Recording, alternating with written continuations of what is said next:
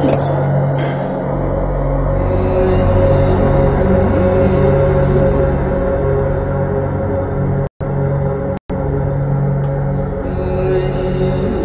Alliance स्टुडंट्सच्या आजच्या भागात मी गौरी परब सर्व विद्यार्थ्यांचे आणि शिक्षकांचे स्वागत करते। वाचन प्रेरणा दिन या निमित्ताने आज आपल्याकडे फारच विशेष अतिथी आलेले आहेत। त्याबद्दलची थोडी माहिती आणि स्वागत करण्यासाठी मी आर्य सरांना रिक्वेस्ट करते। नमस्कार सर्व विद्यार्थी मित्रांनो, माझ्या शिक्षक बांधवांनो, मी आर्य आपला व्हर्च्युअल स्टुडिओमध्ये आपलं सगळ्यांचं स्वागत करतो। तसंच मी स्वागत करतो आपल्या इथे आलेले आहेत आज vice chancellor Mumbai university doctor Sanjay Deshmukh sir. Sanjay Deshmukh sir, तुम्ही आमच्या स्टुडिओमध्ये आलात आणि आमच्या मुलांना आता तुम्ही मार्गदर्शन करणार आहात, त्यासाठी तुमचे खूप खूप धन्यवाद। आणि सगळ्या शिक्षकांच्या वतीनं मी तुम्हाला एक बुके प्रेझेंट करण्यास इच्छितो। धन्यवाद सो मच। तर मी किरीट सुळे सरांना, जे अधीक्षक शाळा आहेत आमचे डीएमसीच्या वतीनं, त्यांना रिक्वेस्ट करतो की त्यांनी हे सरांचे स्वागत करावे।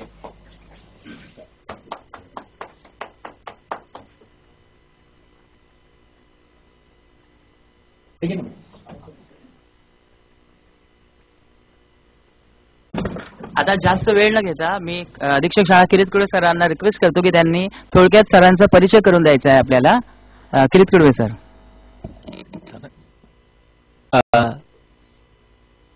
समस्त शिक्षक बंधू भगिनींनो आणि विद्यार्थी मित्रांनो, ज्या वेळेची आपण उत्कंठेने वाट पाहत आहात तो क्षण आलाय।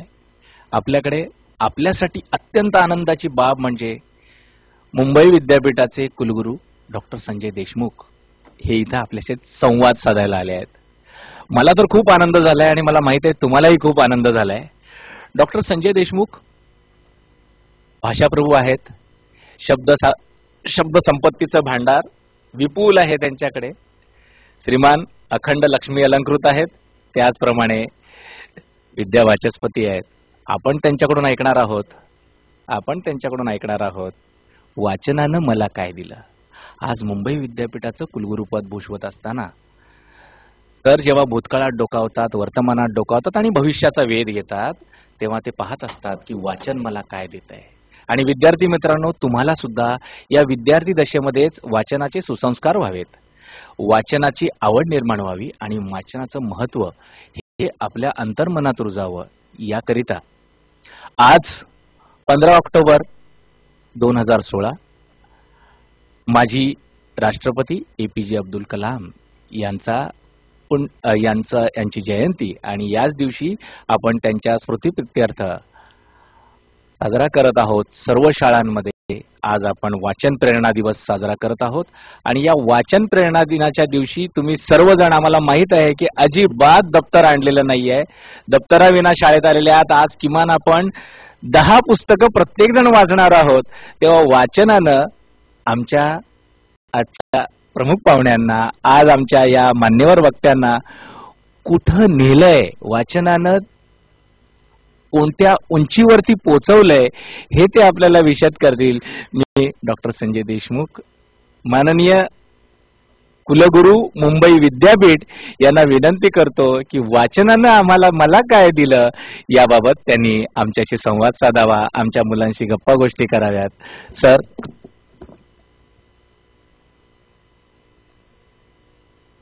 नमस्कार आणि सुप्रभात। आजच्या या ऐतिहासिक क्षणाचा आपल्या बरोबर साक्षीदार होताना मला मनस्वी आनंद होत आहे।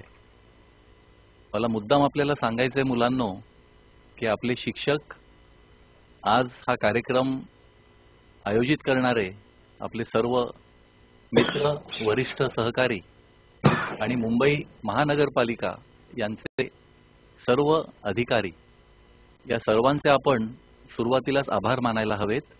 त्याचं कारण, आज विज्ञान आणि तंत्रज्ञानाचा मागोवा घेताना आपल्याला लक्षात येतं की विज्ञानाची कवाडं आणि तंत्रज्ञानाची आस धरून आपण काय करू शकतो याची आपण फक्त कल्पना काही वर्षांपूर्वी करत असू, परंतु बृहन्मुंबई महानगरपालिकेने त्यांच्या अतिशय कल्पक अशा अधिकाऱ्यांच्या मदतीने आपल्या सर्वांना, मग त्या शाळा जिथे तुम्ही आज बसलेले आहात त्या मुंबईपासून कितीही दूर अंतरावर असोत, आपल्या सर्वांना एकमेकांशी संवाद साधण्याची संधी या विज्ञान तंत्रज्ञानाच्या माध्यमातून निर्माण करण्यात आलेल्या व्हर्च्युअल क्लासरूम्स असं ज्याचं नाव आहे, अशा या सुमारे 480 शाळांमधल्या आपल्या सर्व मुलांना ही संधी उपलब्ध करून दिलेली आहे.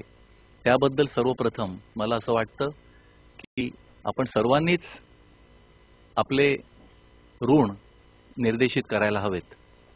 आणि ही टेक्नॉलॉजी किंवा तंत्रज्ञान ज्यांच्यामुळे आपल्या सर्वांना उपलब्ध झालेलं आहे, ते व्हॅल्युएबल ग्रुप्सचे सर्व अधिकारी यांचं सुद्धा आपल्याला आभार आणि अभिनंदन करायला हवं. सर्वात महत्त्वाचं म्हणजे आजच्या ऐतिहासिक दिनी जो आपण आपले अतिशय लाडके माजी राष्ट्रपती यांनी आपल्या जीवनाने सर्वांना प्रेरित केलं असे डॉक्टर APJ अब्दुल कलाम यांचा जन्मदिवस आज आपण त्यांच्या आठवणी जागृत करून मला असं मुद्दाम म्हणायचंय की आपण साजरा करत आहोत. माझे गुरुजी आणि भारतातील हरित क्रांतीचे जनक डॉक्टर MS स्वामीनाथन हे नेहमी म्हणतात की आपल्यामधील प्रिय व्यक्ती, मग ती आपले नातेवाईक असो, आपल्याला ओळखणारी आपली व्यक्ती असो, किंवा ज्या व्यक्तींनी समाज मनावरती प्रभुत्व गाजवलेलं आहे अशी राष्ट्रपती अब्दुल कलामांसारखी व्यक्ती असो, जेव्हा ती व्यक्ती आपल्यातून निघून जाते तेव्हा आपल्याला दुःख होणं स्वाभाविकच आहे. आणि त्या दुःखाची परिसीमा बऱ्याच वेळेला आपल्या जवळची व्यक्ती आपल्यातून जर निघून गेली तर ती गाठली जाते असं म्हणतात. पण डॉक्टर स्वामीनाथन असं म्हणतात की तो दुःखाचा डोंगर सहन करण्याची क्षमता मानवी मनामध्ये आहे आणि ती क्षमता अशा पद्धतीने आपल्याला एक्सप्रेस करता आली पाहिजे की काही काळानंतर त्या व्यक्तीचं निधन झालं असल्यामुळे आपल्या मनावरती कोसळणारा आघात किंवा दुःखाचा डोंगर हे काही काळानंतर आपल्याला आपल्या विचारपटलातून दूर सारता आले पाहिजेत. आणि त्या व्यक्तीने जे महान कार्य केलेलं आहे, त्या व्यक्तीने ज्या चांगल्या गोष्टी आपल्यासाठी केलेल्या आहेत, समाजासाठी केलेल्या आहेत आणि त्याचा उपयोग पूर्ण समाजाला आणि आपल्या बाबतीमध्ये स्वतःला होणार असेल तर त्या व्यक्तीने केलेल्या महान कार्याचं गुणगान आणि गुणगौरव आपल्याला काही काळानंतर करता आला पाहिजे.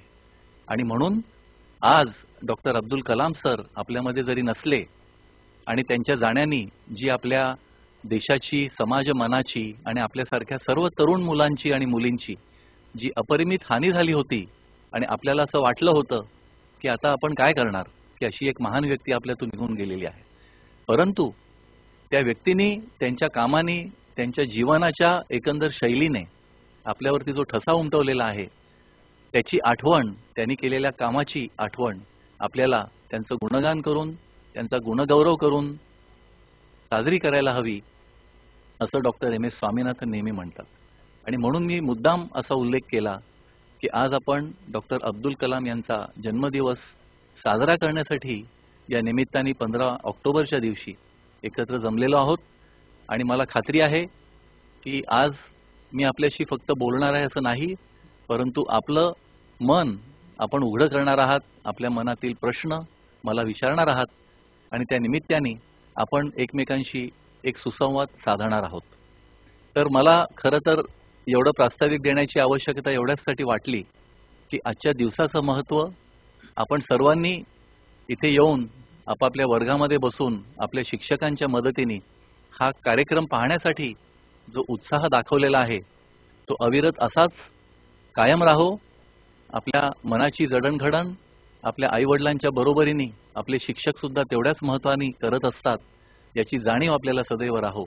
आणि सर्वात जास्त महत्त्वाचं म्हणजे ज्या देशामध्ये आपण जन्मलो, ज्या देशाचे आपण नागरिक आहोत आणि ज्या मातृभूमीला आपण काहीतरी देणं लागतो, तर अशा या देशाचे पाईक होऊन जगण्यासाठी आपण सर्वांनी सज्ज व्हायला पाहिजे.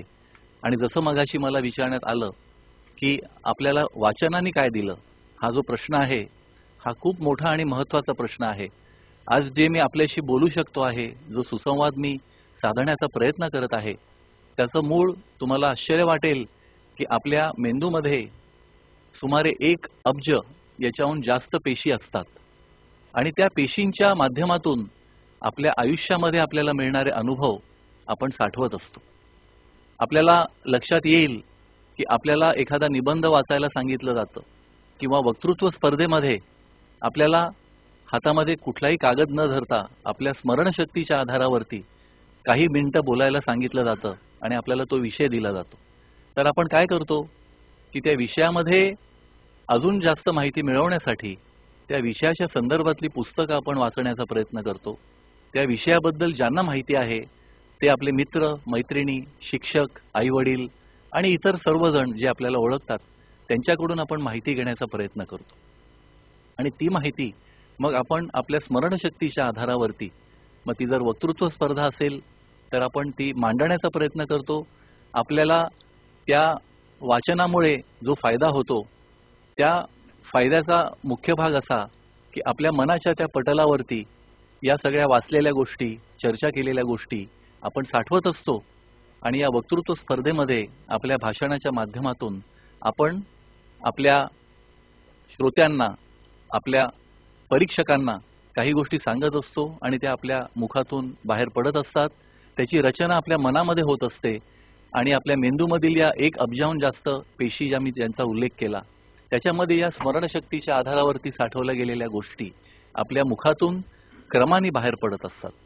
तर आपल्याला एक लक्षात येईल की आपल्या लहानपणापासून आपण कुठलेही वाक्य उच्चारेपर्यंतच्या ज्या गोष्टी आहेत त्याची एक सांगड घालण्यासाठी आपला मेंदू हा सतत कार्यरत असतो आणि म्हणून जेवढं जास्त तुम्ही वाचन कराल तेवढ्या जास्त गोष्टी तुम्हाला आत्मसात करता येतील, तेवढे जास्त अनुभव तुम्हाला त्या वाचनाच्या माध्यमातून घेता येतील आणि मग या सगळ्यात साचवलेल्या चांगल्या आठवणी तुमच्या मुखातून कधी ना कधीतरी जेव्हा जेव्हा तुम्हाला संधी मिळेल लोकांशी संवाद साधण्याची किंवा तुम्ही प्रत्यक्ष आज तुमच्या आईवडिलांशी बोलत आहात, तुमच्या मित्रमैत्रिणींशी बोलत आहात, शाळेमध्ये तुमच्या शिक्षकांना काही प्रश्न विचारत आहात, तर याचं सगळ्यांचं मूळ तुम्ही कधी ना कधीतरी काही ना काहीतरी वाचन जे केलेलं असतं त्याच्यामध्ये आहे.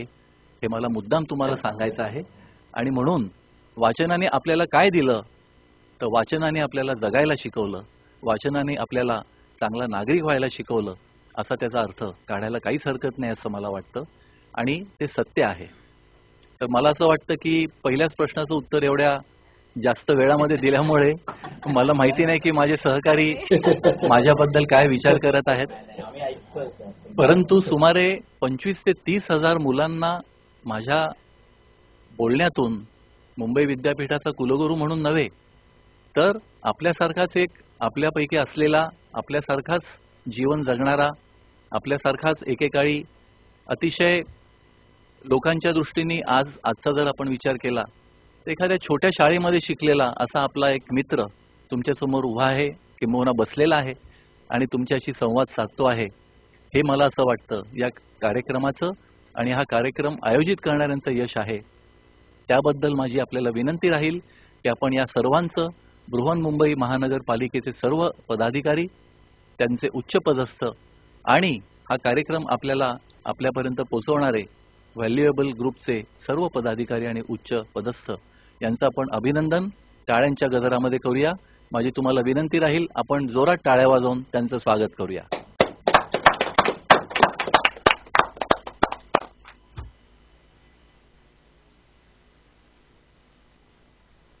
सरांनी एवढं छान इंट्रोडक्शन दिल्यानंतर जसं म्हणतात की व्यायाम जो आहे आपल्या शरीराला अगदी हेल्दी बनवतो, त्याचप्रमाणे वाचन जे आहे ते आपल्या माइंडसाठी एक्सरसाइज असतं आणि माइंडला आपल्या हेल्दी ठेवतं.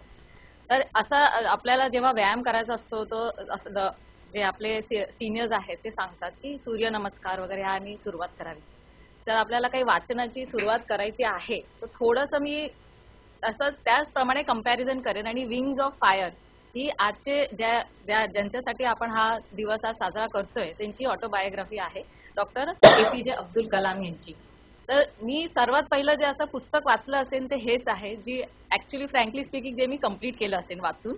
आणि सुरुवातीला जेव्हा आपण शाळेत असतो, कॉलेजमध्ये असतो, तेव्हा आपल्याला असं नेहमी वाटत असतं मी काय केलंय आयुष्यामध्ये, माहितीये का मी कोण आहे आणि मी काय केलंय.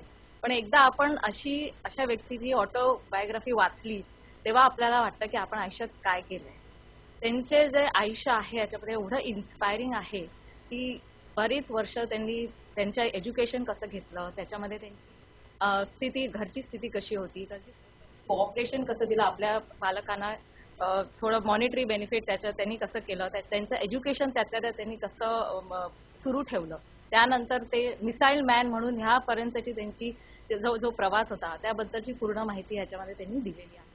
तेव्हा आपल्याला वाटतं की आपल्याला अजून खूप काही करायचं आयुष्यामध्ये, खूप लोकांना मदत करायची आहे.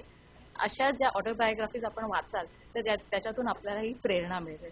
तर सर आपण थोडं ह्याच्यावर सांगाल आम्हाला की कलाम सर यांच्याबद्दलच्या आयुष्यातल्या आपल्यासाठी काही प्रेरणा. मला असं वाटतं की कलाम सरांबद्दल मी प्रथम खऱ्या अर्थाने ऐकलं तेव्हा मी माझं 12वीचं शिक्षण झालेलं होतं आणि मी BSc करत होतो. अजूनही आठवतं की भारताच्या स्वातंत्र्यानंतरच्या पहिल्या साधारणपणे 30 ते 40 वर्षांमध्ये आपल्या देशापुढे अनेक आव्हानं होती आणि त्यातलं सर्वात मोठं आव्हान काय होतं तर आपल्या देशाला स्वयंपूर्ण करणं. आणि स्वयंपूर्ण केवळ तंत्रज्ञानाच्या आणि आपल्या जागतिकीकरणाच्या माध्यमातून आपल्या देशांवरती तो पडणारा ताण असतो की आपल्याला सतत कार्यमग्न राहावं लागतं. आपली जी अर्थव्यवस्था आहे ती सुदृढ कशी करता येईल त्यासाठी प्रयत्न करावे लागतात आणि आपले राज्यकर्ते, आपले शास्त्रज्ञ आणि आपला समाज यांच्या मनाची सांगड घालून आपल्याला पुढे जावं लागतं. त्या पहिल्या 30 ते 40 वर्षांच्या काळामध्ये भारताच्या स्वातंत्र्यानंतरच्या आपल्या पुढचं सर्वात मोठं आव्हान काय होतं तर आपली लोकसंख्या जी होती ती लोकसंख्या 1947 सालची आणि आता 2016 सालची याचं जर आपण कंपॅरिझन करायचं ठरवलं तर आज आपली लोकसंख्या 1947च्या तुलनेमध्ये तिपटीने वाढलेली आहे. परंतु त्या काळी सुद्धा ही लोकसंख्या एवढ्या मोठ्या प्रमाणात होती की आपल्या भारताचं क्षेत्रफळ जे खंडबराय अशा देशाचं क्षेत्रफळ आहे एवढा मोठा देश असून सुद्धा आपण अन्नधान्याच्या बाबतीमध्ये स्वयंपूर्ण नव्हतो. त्याच्यामुळे 1950च्या दशकामध्ये आपल्या देशासमोरची आव्हानं आणि त्याचा मुकाबला करण्यासाठी आपले तत्कालीन पंतप्रधान त्यानंतर त्यांचं सर्व मंत्रिमंडळ यांनी असा एक निर्णय घेतला की आपल्या भारताला केवळ औद्योगिकीकरणाचीच कास धरावी लागेल असं नाही तर शिक्षणाची कास सुद्धा धरून आपल्या देशाला सुजलाम सुफलाम करण्यासाठी आपल्या देशामधील 60% जनता आजही खेड्यामध्ये राहते असं आपल्याला माहिती आहेच. तर त्याही काळामध्ये 60 ते 70% आपली अर्थव्यवस्था ही शेतीच्या आधारावर असलेली अर्थव्यवस्था होती आणि त्यामुळे त्या सर्व शेतकऱ्यांच्या मदतीने आपल्याला अन्नधान्याच्या बाबतीमध्ये स्वयंपूर्ण करावं लागेल अशी एक योजना त्यावेळेला आपल्या राज्यकर्त्यांनी आखली होती. आणि त्यातला महत्त्वाचा भाग की विज्ञान आणि तंत्रज्ञान याची कास धरून आपल्याला अधिकाधिक प्रयत्न करून जगामध्ये एक अग्रेसर देश म्हणून कशी मान्यता आपल्याला मिळवावी लागेल असा तो काळ होता. आणि त्या काळामध्ये विक्रम साराभाई, डॉक्टर होमी भाभा यांच्यासारखे शास्त्रज्ञ परदेशामध्ये शिक्षण घेऊन भारताचं आपण एक मातृभूमीची सेवा करायची आहे आणि आपल्या शिक्षणाच्या माध्यमातून आपल्याला मिळालेल्या ज्ञानाच्या माध्यमातून आपण अधिकाधिक चांगल्या गोष्टी तंत्रज्ञानाच्या बाबतीमध्ये करायच्या आहेत असा तो काळ होता. त्यावेळी या शास्त्रज्ञांनी आपल्या भारताच्या वैज्ञानिक युगामध्ये एक वैज्ञानिक युगाची नांदी सुरू झाली असं म्हणता येईल. आणि त्याच सर्व मोठ्या शास्त्रज्ञांच्या बरोबर त्यांच्या तुलनेने वयाने लहान असलेले परंतु त्यांच्या इतकेच प्रगल्भ विज्ञाननिष्ठ आणि देशप्रेमी असलेले डॉक्टर APJ अब्दुल कलाम ज्यांनी डॉक्टर विक्रम साराभाई यांच्याबरोबर सुमारे 7 वर्ष प्रत्यक्ष काम केलं. तर अशा या द्रष्ट्या शास्त्रज्ञाला अधिकाधिक संधी मिळत गेल्या. त्या संधीच्या आधारावर 1980च्या दशकामध्ये तत्कालीन पंतप्रधान श्रीमती इंदिरा गांधी यांच्या नेतृत्वाखाली भारताने अवकाश क्षेत्रामध्ये झेप घेण्यासाठी ज्या लोकांवरती ती जबाबदारी सोपवली होती त्याच्यामध्ये डॉक्टर अब्दुल कलाम यांचा सर्वात मोठा वाटा होता असं स्वतः विक्रम साराभाई त्यांच्या 50 आणि 60च्या दशकातील कामाबद्दल जेव्हा विचारणा व्हायची तेव्हा सांगत असत. आणि त्या 80च्या दशकातल्या 82-83च्या सुमारास मला प्रथम डॉक्टर अब्दुल कलाम यांच्याबद्दलची बातमी पेपरला वाचून त्यांच्याविषयी कळलं. त्या काळी आपल्याकडे इंटरनेट म्हणा किंवा कॉम्प्युटर्स म्हणा, इंटरनेट तर खूप नंतरचा भाग झाला, पण आपल्या देशामध्ये त्यावेळेला संगणक सुद्धा नव्हता की आपण जसं आज प्रत्येक मुलाकडे संगणक असू शकतो तेवढी क्षमता त्याच्या आईवडिलांची असते त्याला तो संगणक घेऊन देण्याची.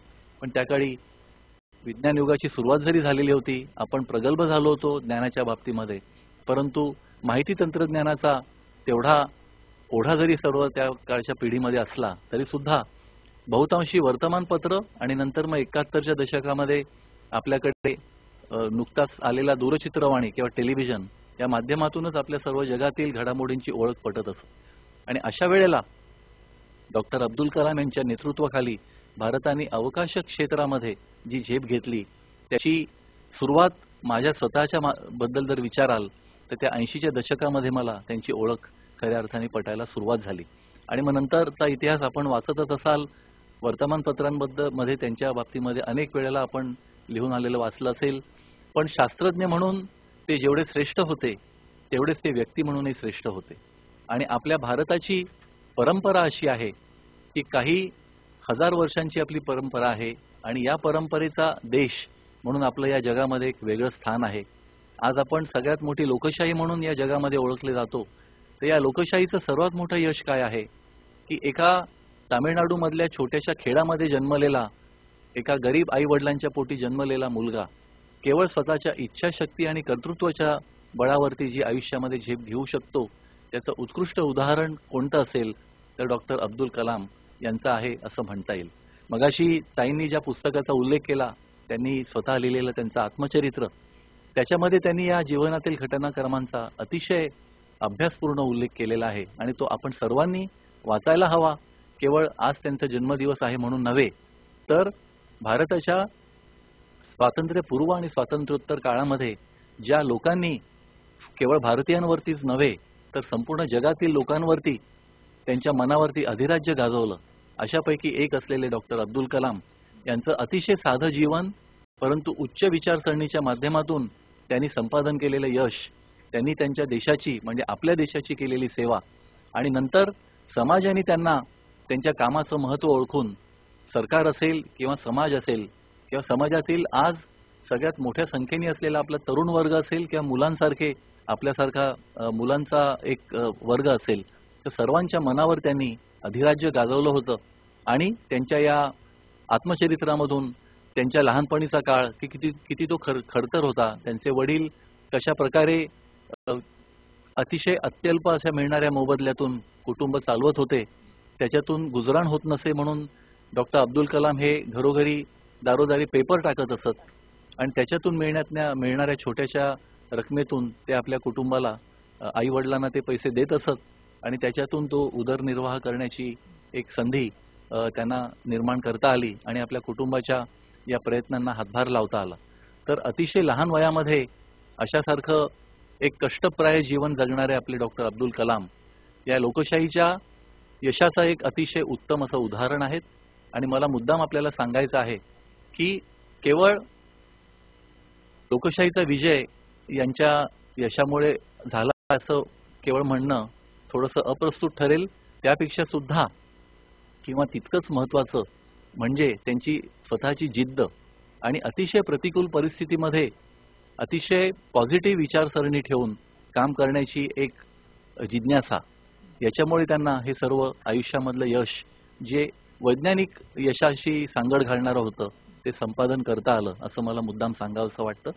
आणि मी स्वतः त्यांची माझी फक्त एकदाच आयुष्यामध्ये भेट झाली आणि त्यावेळेला ते राष्ट्रपती नव्हते, ते कोकणामध्ये एका कार्यक्रमासाठी आलेले होते आणि त्या निमित्ताने त्यांनी कोकणामध्ये तत्कालीन केंद्र सरकारमध्ये मंत्री असलेले आदरणीय सुरेश प्रभू, जे आज आपले रेल्वे मंत्री सुद्धा आहेत, त्यांच्या मतदारसंघामध्ये सुमारे 40 शाळांमध्ये संगणक देण्याचा एक कार्यक्रम होता आणि ते त्या कार्यक्रमाला उपस्थित राहण्यासाठी ट्रेननी प्रवास करून कुडाळ इथे पोचले होते. आणि त्यांना जेव्हा रेल्वे स्टेशनवर न्यायला सर्व लोक गेले तेव्हा त्यांच्या लक्षात आलं की ट्रेनला अर्धा तास उशीर झालेला होता. आता आपण डॉक्टर अब्दुल कलामांना एखाद्या हॉटेलमध्ये नेऊन तिकडनं मग कार्यक्रमाच्या ठिकाणी जायचं म्हणजे कदाचित उशीर होईल अशी सगळ्यांची अटकळ होती. परंतु डॉक्टर कलामांनी रात्रभर प्रवास केल्यानंतर सुद्धा ट्रेनमध्येच त्यांनी स्वतःची आन्निका आटोपली आणि कुडाळला जेव्हा ट्रेन पोचली तेव्हा जणू काही आंघोळ करून आपण आपल्या घरातनं बाहेर पडतो आहोत अशा वेशामध्ये ते रेल्वे स्टेशनला उतरले आणि त्यांनी लोकांना सांगितलं की या कार्यक्रमासाठी लोक माझी वाट पाहत आहेत आणि मी तयार झालेलो आहे, तर आपण आता सरळ कार्यक्रमाच्या ठिकाणी जाऊया.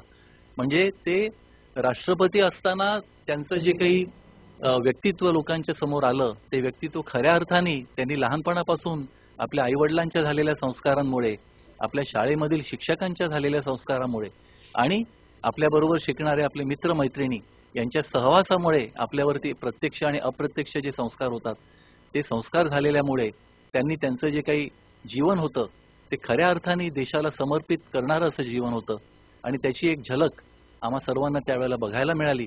आणि त्यावेळेला म्हणजे सुमारे 20 वर्षापूर्वीची गोष्ट सांगतो आहे मी आपल्याला, 18 वर्षापूर्वीची. त्यावेळेला सुद्धा ते त्यांच्या अशा प्रकारच्या साध्या वागण्यामुळे आणि लोकांबद्दलचा असलेला कळवळा की आपल्यामुळे कोणाला उशीर होऊ नये, कोणाला ताटकळत बसावं लागू नये, अशा प्रकारच्या त्यांच्या भावनांमुळे त्यांनी सर्व मुलांना, सर्व शिक्षकांना आणि सर्व लोकांमधल्या त्या कुडाळमधले जे लोक आले होते त्या कार्यक्रमाला, त्यांचं मन जिंकलं. तर मला असं म्हणायचं आहे की त्यांच्या लिखाणातून आणि ते लिखाण वाचल्यामुळे आपल्यावरती जो त्यातला एक पॉझिटिव्ह असा परिणाम होतो, त्याचं एक उत्कृष्ट उदाहरण आहे असं मला सांगता येईल. सर, डॉक्टर कलाम यांच्या या आपल्या आयुष्यामधली आपण जी आठवण आमच्याशी शेअर केली, आपल्या आयुष्यामधली आठवण आमच्याशी शेअर केली सर, आम्हाला खूपच बरं, म्हणजे त्यातून जी प्रेरणा मिळते की वेळेचं भान आणि वेळेचा सदुपयोग करणं. तुम्ही असं म्हणालात सर की कुडाळ स्टेशनवरती उतरण्यापूर्वीच रेल्वेमध्येच त्यांनी आपली आन्निकं उरकली आणि ते आले. कुणाचाही वेळ वाया जाऊ नये आणि कामाविषयीची तळमळ, प्रत्यक्ष कार्याविषयी. सर, आमच्या मुलांनी आज पाठ्यपुस्तकं आणलेली नाहीत आणि पाठ्यपुस्तकाविषयी आम्ही आता तरी काही बोलणार नाही. आज आम्ही मस्त गप्पा गोष्टींची पुस्तकं वाचणार आहोत. बालपणी मलाही आठवतं की मी इसापनीती वाचली आहे, मी पंचतंत्रातल्या गोष्टी वाचल्या आहेत, मी चांदोबा वाचलेला आहे, मी अनेक गोष्टी. सर, आपण आपल्या बालपणामध्ये सरांनी उल्लेख केला, त्यांनी वर्तमानपत्र सुद्धा वाचलेलं आहे. नक्कीच नक्कीच. तर मला हेच म्हणायचं आहे की सर, तुम्ही आपल्या बालपणी विद्यार्थी देशामध्ये असताना सरांनी बघा मगाशी एक सांगितलंय की सर सुद्धा एका छोट्या शाळेमधून, आणि आता तुम्हाला त्यांचं गाव कळलंय, कुडाळच्या जवळ आहे, अजून काही ते कळलं नाही, म्हणजे पूर्ण नाव नाही सांगितलेलं, पण कुडाळच्या जवळच्या एका छोट्याशा गावातून, एखाद्या छोट्याशा शाळेतून आज मुंबई विद्यापीठाचे कुलगुरू या अत्यंत सर्वोच्च पदावरती आपण विराजमान आहात. पण सर, आम्हाला हे जाणायला आवडेलच की आपल्या बालपणामध्ये आपण कोणकोणती पुस्तकं वाचलीत आणि तुम्ही कसा आनंद लुटलात, त्यापैकी तुम्हाला आवडलेली आणि अजूनही स्मरणात असलेली चांगली अशी पुस्तकं कोणती? मला याच्यामध्ये थोडंसं अजून भूतकाळात जायला आवडेल. त्याचं कारण असं की आपण म्हणतो की आपल्यामध्ये आपल्या शरीराची जी रचना आहे आणि आपल्या शरीरामधील जी जनुकं आहेत, त्याच्यामुळे आपली व्यक्तिमत्व, आपलं दिसणं हे सगळं ठरत असतं. म्हणजे केसांचा रंग असेल, डोळ्यांचा रंग असेल, आपल्या त्वचेचा रंग असेल, तर हा सगळा आपल्या आईवडिलांच्या माध्यमातून आपल्याकडे परावर्तित होत असतो आणि ज्याला आपण जनुकीय शास्त्र असं म्हणतो. तर कुठेतरी आपल्या आईवडिलांच्या मध्ये असलेले गुण आपल्यामध्ये ते परावर्तित होत असतात आणि ते सर्व गुण आपल्यामध्ये असतात, परंतु त्या गुणांचं एक त्यांचा जो विकास असतो तो त्या काळामध्ये व्हावा लागतो आणि तो विकास आपल्या कळत नकळत आपोआप होत जरी असला तरी सुद्धा काही विशिष्ट गुणांना आपल्याला जर फुंकर मारून अजून जर प्रज्वलित करता आलं, जसं आपण एखाद्या ठिणगीला, कोळशाला फुंकर मारून तो प्रज्वलित करतो, त्याच्यामध्ये अग्नी जागृत करतो, छोटीशी ठिणगी असते कदाचित त्या कोळशामध्ये पेटवल्यानंतर, पण तो अजून प्रखरतेने पेटावा म्हणून आपण त्याला फुंकर घालतो. तर अशा पद्धतीने आपल्यातील गुणांना ओळखून त्यांना अतिशय हळूवारपणे फुंकर घालून आपलं व्यक्तिमत्व विकसित करणं हा जो काही प्रक्रियेचा भाग आहे, तो प्रक्रियेचा भाग आपल्या जन्माच्या आधीपासून सुरू होतो.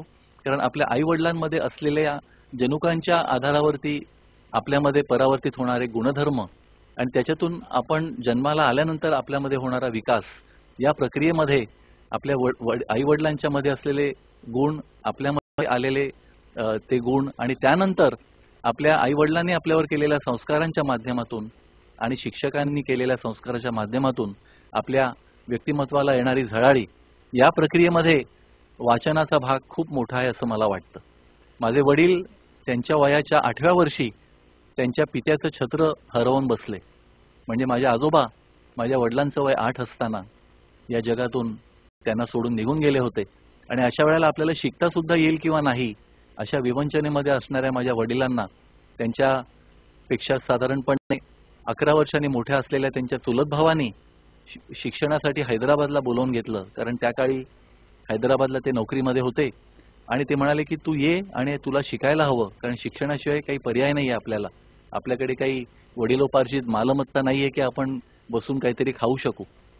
आणि अशा वेळेला वडिलांना जाणीव काय होती की आपण आपल्या आता मोठ्या भावाकडे शिकतो आहोत, त्याच्यामुळे आपल्या गरजा या अतिशय मर्यादित ठेवायला हव्यात.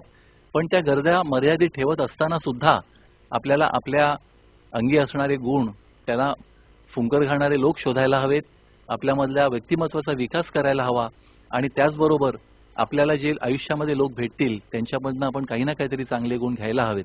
या प्रेरणेतून त्यांनी वाचनाची आवड जोपासली.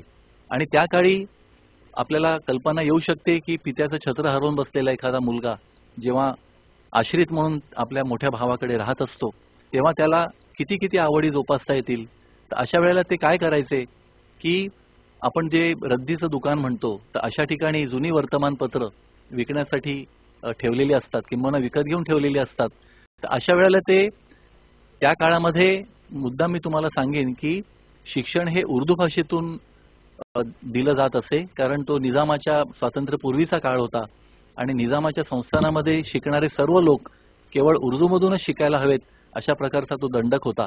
आणि तुम्हाला ग्रॅज्युएशन पर्यंत म्हणजे BCom, BA किंवा BSc पर्यंत उर्दूमधून शिक्षण घ्यावं लागत असे. म्हणजे जो आपण 100 मार्काचा पेपर लिहितो असे 6 पेपर तुम्हाला उर्दूमधून लिहावे लागणार. तुम्ही विचार करू शकता की जे आपण डावीकडून उजवीकडे लिहितो तिथे उजवीकडून डावीकडे लिहायचं आणि पानं उलटी करून वाचन करायचं, ही अतिशय अचंबित करणारी कल्पना आपल्याला लहानपणापासून जोपासावी लागते. जी आपली मातृभाषा नाही त्या भाषेतनं शिक्षण घ्यावं लागतंय. तर अशा वेळेला जागतिकीकरणाची जर कास धरायची असेल तर 1920-30च्या दशकामध्ये जन्माला आलेली आपली त्यावेळची पिढी स्वातंत्र्याच्या जाणीवेने भारावली तर होतीच, परंतु स्वातंत्र्य जेव्हा केव्हा मिळेल त्यानंतर जागतिकीकरणाची आस धरायची असेल तर परदेशी भाषा आपल्याला यायला हवी, इंग्रजी भाषा यायला हवी, ही जाणीव त्या पिढीमध्ये होती. आणि अशा वेळेला तुम्हाला वर्तमानपत्र विकत घ्यायला पैसे नसतील, पण वर्तमानपत्र आपण रद्दीच्या दुकानातून आणून, जे तुम्हाला कोणी नुसतं सुद्धा देऊ शकतं, ते आणून त्याचं वाचन करणं आणि त्याच्यातून कठीण वाचणारे शब्द आपण लिहून काढणं आणि त्या शब्दांचे अर्थ एका डिक्शनरीच्या आधारावरती ते लिहून काढत राहणं, जेणेकरून रोज तुम्ही वेगवेगळं वर्तमानपत्र घेणार आहात, त्याच्यामध्ये तुम्हाला वाचनात न आलेले शब्द लिहून काढणार आहात आणि त्याचा अर्थ तुम्ही लिहिणार आहात. अशा पद्धतीने एक डिक्शनरीज तुम्ही स्वतःसाठी तयार करत असता. आणि ते माझ्या वडिलांनी लहानपणापासून खूप चांगल्या पद्धतीने जोपासलं आणि त्याचा उपयोग त्यांना असा झाला की जेव्हा ते BCom झाले आणि त्यानंतर त्यांना लॉ करायचं होतं तेव्हा पहिल्यांदा इंग्रजी भाषेचा परिचय त्यांना झाला. परंतु शालेय जीवनापासून इंग्रजी वाचनाची, मराठी वाचनाची आवड त्यांनी जी जोपासली, त्यामुळे जेव्हा लॉची अभ्यासक्रमाला प्रवेश घेतला तेव्हा त्यांना पहिल्यांदाच ज्या मुलांना इंग्रजीचा अनुभव मिळणार होता अशा वेळेला त्यांनी त्यांची स्वतःची भाषा अतिशय प्रगल्भ केली होती. आणि तो त्यांनी वारसा आम्हाला खऱ्या अर्थाने शिकवून, खऱ्या अर्थाने लहानपणी सांगून की तुम्हाला अशा पद्धतीने तुमचं प्रेम वाचनाचं जोपासायला हवं, मराठीतून शिक्षण घ्यायलाच हवं, कारण ही आपली मातृभाषा आहे आणि मातृभाषेतून घेतलेलं शिक्षण हे तुम्हाला आयुष्यभर उपयोगी पडू शकतं. आज आपल्याकडे तुम्हाला माहिती आहे मुलांनो की तुम्ही सर्व खूप भाग्यवान आहात की आपण आपल्या मातृभाषेतून शिक्षण घेत आहात. परंतु आज केवळ आपल्या मुलाला इंग्रजी यायला हवं म्हणून आपण इंग्रजी शाळेमध्ये मुलांना प्रवेश घेतो आणि कॉलेजमध्ये जेवढी फी द्यावी लागेल त्याच्या 3 ते 4 पट, काही ठिकाणी 10 पट फी देऊन आपण मुलांना शाळेमध्ये शिकवत असतो. हा अट्टाहास कदाचित आवश्यक आहे असं मला वाटत नाही. आणि केवळ मी स्वतः मराठी माध्यमातून शिकलो म्हणून मी म्हणतोय असं नाही, तर हे शास्त्रांनी किंवा विज्ञानाने सिद्ध केलेलं आहे की तुमच्या मातृभाषेत जर तुम्ही शिक्षण घेऊ शकलात एका ठराविक कालावधीपर्यंत, मग ते 10वी असेल, आपल्याकडे 10वी पर्यंत नक्कीच शिक्षण मराठीतून असतं, तर ते मातृभाषेतलं शिक्षण आपल्याला अतिशय उपयोगी पडतं. पण आमच्या शालेय जीवनामध्ये 5वी पर्यंत इंग्रजीचा संबंध आम्हाला यायचा नाही. आणि तेव्हा मग आम्हाला माझे वडील म्हणायचे की अरे तुम्ही टाइम्स ऑफ इंडियाचा अग्रलेख वाचा आणि त्या अग्रलेखामध्ये तुम्हाला अवघड वाटणारे शब्द तुम्ही लिहून काढा, जे त्यांनी त्यांच्या लहानपणी केलं होतं. ते त्यांनी आम्हाला आमच्या लहानपणी करायला लावलं. आणि त्याच्यामुळे जेव्हा 5वीला आम्ही इंग्रजी माध्यमातून अबकडं जसं ABCD शिकायला सुरुवात केली, तेव्हा आम्ही टाइम्स ऑफ इंडियाच्या अशा या शब्दाच्या माध्यमातून आपलं ज्ञान वाढवू शकलो होतो आणि त्याचा उपयोग आम्हाला खूप नंतरच्या आयुष्यामध्ये झाला. तर खरा प्रश्न हा होता की तुम्हाला पुस्तकं कुठली आवडतात, पण त्याच्यासाठी मी सगळी प्रस्तावना देत बसलो.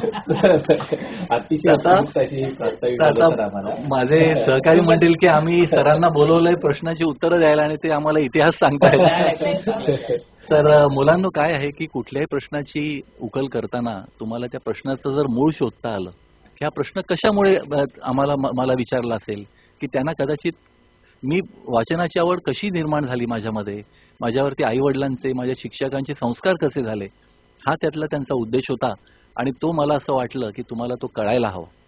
मी लहानपणी मुंबईमध्ये एका खूप मोठ्या शाळेमध्ये शिकत होतो. त्या शाळेचं नाव आहे शारदाश्रम विद्या मंदिर. आणि शारदाश्रम विद्या मंदिरामध्ये आमचा संगीताचा तास जो होता, म्हणजे पिरियड आपण ज्याला म्हणतो, की जेव्हा संगीताचा तास सुरू व्हायचा तेव्हा आम्हाला एका वेगळ्या संगीत शिक्षण देणाऱ्या एका हॉलमध्ये आम्हाला नेलं जायचं आणि तिकडे सगळी वाद्य शिक्षक आम्हाला त्या वाद्यांची ओळख करून द्यायचे, शिकवायचे. परंतु त्यानंतर आम्ही ठाण्याला राहायला गेलो आणि ठाण्याला ज्या शाळेमध्ये मला शिक्षण घ्यायचं आहे असं मला बाबांनी सांगितलं, ती आमच्या सहनिवासामधीलच शाळा तिकडच्या लोकांनी सुरू केलेली होती. आणि त्या शाळेला फक्त 4 वर्ग होते आणि 3 वर्गांमध्ये 3 5वी 6वी 7वीचे वर्ग भरायचे आणि 4थ्या वर्गामध्ये शिक्षक बसायचे आणि त्याला लागून एक 10 बाय 10ची खोली होती. प्रयोगशाळा एक वेगळी आमची बांधण्यात आली नंतर, पण एक छोटी खोली होती, ज्या खोलीमध्ये आमचे मुख्याध्यापक बसायचे. आणि मी माझ्या बाबांना म्हटलं की बाबा, ज्या शाळेमध्ये आमचा संगीताचा वर्ग ज्या आकाराचा होता त्या आकाराच्या शाळेमध्ये तुम्ही मला आता प्रवेश घ्यायला सांगता आहात, आता माझं काय होणार, मी कसं काय पुढे जाऊ शकणार, मी कसं काय शिकणार. मग तेव्हा त्यांनी मला काय सांगितलं असेल की अरे बाबा, या शाळेमध्ये जे मुख्याध्यापक आहेत ते मुख्याध्यापक त्यांची कारकिर्दी संपल्यानंतर या शाळेला पुढे आणण्यासाठी 1 रुपया पगारावरती इथे नोकरी करत आहेत. आणि असे हे ऋषितुल्य शिक्षक की ज्यांनी त्यांच्या निवृत्तीनंतर एक नवीन शाळा सुरू करून दाखवीन आणि ती मोठी करून दाखवीन या ध्यासाने हे मुख्याध्यापक पद सांभाळलेलं आहे. त्या शाळेमध्ये तू जर शिकलास तर तू खऱ्या अर्थाने काहीतरी बनू शकशील असं त्यांनी मला तेव्हा सांगितलं. मला ते खूपच एक गंमत वाटली की ते असं सांगतायत अगदी अधिकारवाणीने. म्हटलं चला आपण प्रयत्न तर करून पाहूया, अनुभव घेऊन पाहूया. आणि मी खरं सांगतो मुलांना तुम्हाला की तुमच्यासारखाच आज जरी आपण सगळे छान टापटीप पोशाख घालून बसलेला आहोत, पण जेव्हा आपण शाळेतून घरी जातो तो पोशाख कधी मी उतरवीन आणि खेळाचे कपडे घालून मी मैदानामध्ये खेळायला जाईन, मी तुमच्यासारखाच त्यावेळेला होतो. अतिशय उन्हाळ होतो, व्रात्य होतो आणि माझ्या आईबाबांना खूप काळजी वाटायची, याचं काय होईल, हा अभ्यासच करत नाही आणि मग कसं होईल त्याचं. पण ही जी वाचनाची आवड आहे त्याच्यामुळे अभ्यासाच्या पुस्तकांच्या व्यतिरिक्त मला एवढ्या गोष्टी वाचायला मिळाल्या. मी खरोखर तुम्हाला सांगतो, माझ्या आईला एवढी काळजी वाटायची की ती माझ्या मुख्याध्यापकांना जाऊन भेटली. सवी कुलकर्णी हे त्यांचं नाव, अतिशय ठाण्यातलं मोठं व्यक्तिमत्व. आणि त्यांनी मग काय सांगितलं आईला की नाही, तुमचा मुलगा कुणी आहे, मला माहिती आहे की हा खूप पुढे जाऊन शिकू शकेल, चांगला मोठा होईल, पण त्याला तुम्ही काही ठराविक पुस्तकं वाचायला द्या. आणि मग त्यांनी मला आईजवळ शिवरायांचं एक चरित्र वाचनाच्या स्वरूपातलं ते त्यांनी आईला सांगितलं की हे त्याला तुम्ही वाचायला द्या. आणि आपले शिवराय म्हणजे शिवाजी महाराज यांनी त्यांच्या आयुष्यामध्ये ज्या पद्धतीने लहानपणापासून स्वराज्याची एक आस धरली, स्वतःचा देश असावा, स्वतःचं राज्य असावं, हा जो काही त्यांनी ध्यास घेतला होता, तर त्यांचं जे काही आयुष्य आहे ते लिखित स्वरूपात वाचायला मिळणं. आणि जेव्हा तुमचं वय 8-9 वर्षाचं असतं किंवा 7-8 वर्षाचं असतं, अशा वयामध्ये तुम्हाला अशा प्रकारच्या थोर पुरुषांची चरित्र वाचायला मिळणं आणि मग त्यातनं आवड निर्माण होणं वाचनाची, तर अशा प्रकारच्या गोष्टी मला त्या काळामध्ये करायला मिळाल्या. आणि मी तुम्हाला खरं सांगतो मित्रांनो की या अवांतर वाचनातूनच मला खऱ्या अर्थाने एक जगामध्ये कसं आपल्याला जगायला हवं, जे आयुष्य आपल्याला एकदाच मिळणार असतं. आज आपलं नाव आपल्या आईवडिलांच्या नावाबरोबर लावलं जातं, तर त्या नावाने आपण व्यक्ती म्हणून एकदाच जगणार असतो. आपल्या देहावसानानंतर आपला पुढचा जन्म काय असेल आपल्याला माहीत नसतं. तर या एकदाच मिळणाऱ्या आयुष्यामध्ये आपण प्रत्येक क्षण अतिशय चांगल्या रीतीने जगायला हवा. आपलं आयुष्य आपल्या समाजासाठी कसं वेचता येईल, समाजासाठी कसं समर्पित करता येईल, आणि ती क्षमता आपल्यामध्ये निर्माण होणार आहे का? जसं आपले सर्व शिक्षक अतिशय अविरतपणे कार्यरत राहत, ज्याच्यामध्ये बहुतांशी स्त्रिया असतात, ज्या सगळं घरचं काम करून तुमच्यासारखी मुलं असतात त्यांच्यासाठी स्वयंपाक करून, त्यांच्यासाठी डबा तयार करून तुम्हाला शिकवायला सकाळी 7 वाजता येतात. तुम्ही विचार करा की कशा पद्धतीने त्यांनी आयुष्यभर तुमच्यासाठी एक त्यांचं आयुष्य वेचलेलं आहे. तर ही वाचनाची आवड जेव्हा तुम्हाला लागते, त्यातनं तुम्हाला तुमच्या आईवडिलांचं महत्त्व, तुमच्या शिक्षकांचं महत्त्व आणि आपल्या शालेय जीवनातला सुमारे 8 तासांचा काळ आपण आपल्या शिक्षकांबरोबर व्यतीत करत असतो. आणि अशा वेळेला त्यांच्याकडनं आपल्यावरती होणारे संस्कार हे आई वडिलां इतकेच किंबहुना त्याच्याहून जास्त महत्त्वाचे असतात. आणि म्हणून आज ज्या शाळांमध्ये तुम्ही बसलेले आहात, शिकत आहात आणि आज तुम्ही मला बघू शकता आहात या विज्ञान तंत्रज्ञानाच्या माध्यमातून, तर त्याच्यातनं आपल्याला बोध काय घ्यायचा आहे की वाचनाची जर आवड आपल्याला लागली तर त्या वाचनाच्या आवडीमध्ये तुम्हाला साऱ्या जगाचं सार सामावलेलं आहे असं दिसून येईल. आणि एक लक्षात ठेवायचं की तुमच्या अभ्यासाची पुस्तकं तुम्ही वाचणारच आहात. तुम्हाला गृहपाठ आहे, तुम्हाला वर्गपाठ आहे, त्याच्यात तुम्ही वाचतच आहात. पण माझा तुम्हाला एक संदेश किंवा मी एक विनंती करेन जी मी आज पाळली, की तुम्ही दिवसामध्ये, आता तुमचं वय लहान आहे, तुम्हाला वाचनाला काही गोष्टींना वेळ लागू शकतो, पण जसजसं तुम्ही वाचनाची आवड निर्माण कराल, मी तुम्हाला खात्रीने सांगतो तुम्ही 1 मिनिटामध्ये 1 पान वाचू शकता तुमच्या पुस्तकाचं. आणि त्या वेगाने तुम्ही जर 45 मिनिटं तुम्हाला जर वाचनासाठी तुमच्या दिवसातली देता आली तर मी तुम्हाला खात्रीने सांगतो तुम्ही 30 ते 40 पानं नक्की वाचू शकता. आणि ही कुठली पानं वाचायची आहेत तुम्हाला, तर जो तुमच्या अभ्यासक्रमाचा भाग नाही, जो तुम्हाला प्रेरणा देणारा एखादा भाग वाटू शकतो एखाद्या पुस्तकातला, तर रोज जर आपण 40 ते 45 मिनिटं आपल्या या वाचनासाठी देऊ शकला, ज्याला आपण अवांतर वाचन म्हणतो, पण ते खरं शिक्षण असतं, तर त्यातनं तुम्हाला खूप काही शिकायला मिळेल. आणि म्हणून तुम्ही रोज कमीत कमी 45 मिनिटं ते 1 तास वाचन करा. आणि ते वाचन तुमच्या अभ्यासाच्या पुस्तकांच्या व्यतिरिक्त असलं पाहिजे, हे तुम्ही नक्की मनाशी बाळगा. आणि तुम्ही विचार करा, एका महिन्यामध्ये 30, 31 किंवा 29 फेब्रुवारी असेल तर किंवा 28 असे दिवस असतात आणि एका वर्षामध्ये 12 महिने असतात, 365 दिवस असतात. तुम्ही रोज 1 तास जर वाचन केलं तर एका वर्षामध्ये तुम्ही 365 तास अवांतर वाचन करणार असाल. आणि त्या वाचनाचा उपयोग तुम्हाला तुमच्या व्यक्तिमत्वाच्या जडणघडणीसाठी नक्की होईल असं मला तुम्हाला आवर्जून सांगावंसं वाटतं. कारण मी त्या पद्धतीने माझं जीवन जगलो आहे, जगत आहे.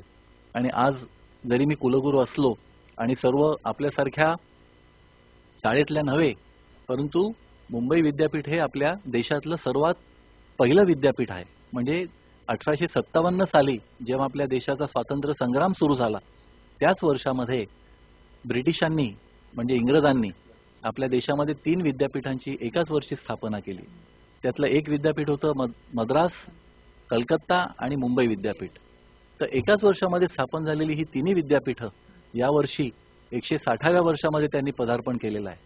तर या 160 वर्षांचा इतिहास असलेलं हे विद्यापीठ, त्या विद्यापीठाचा 55 केवळ 55वा मी कुलगुरू.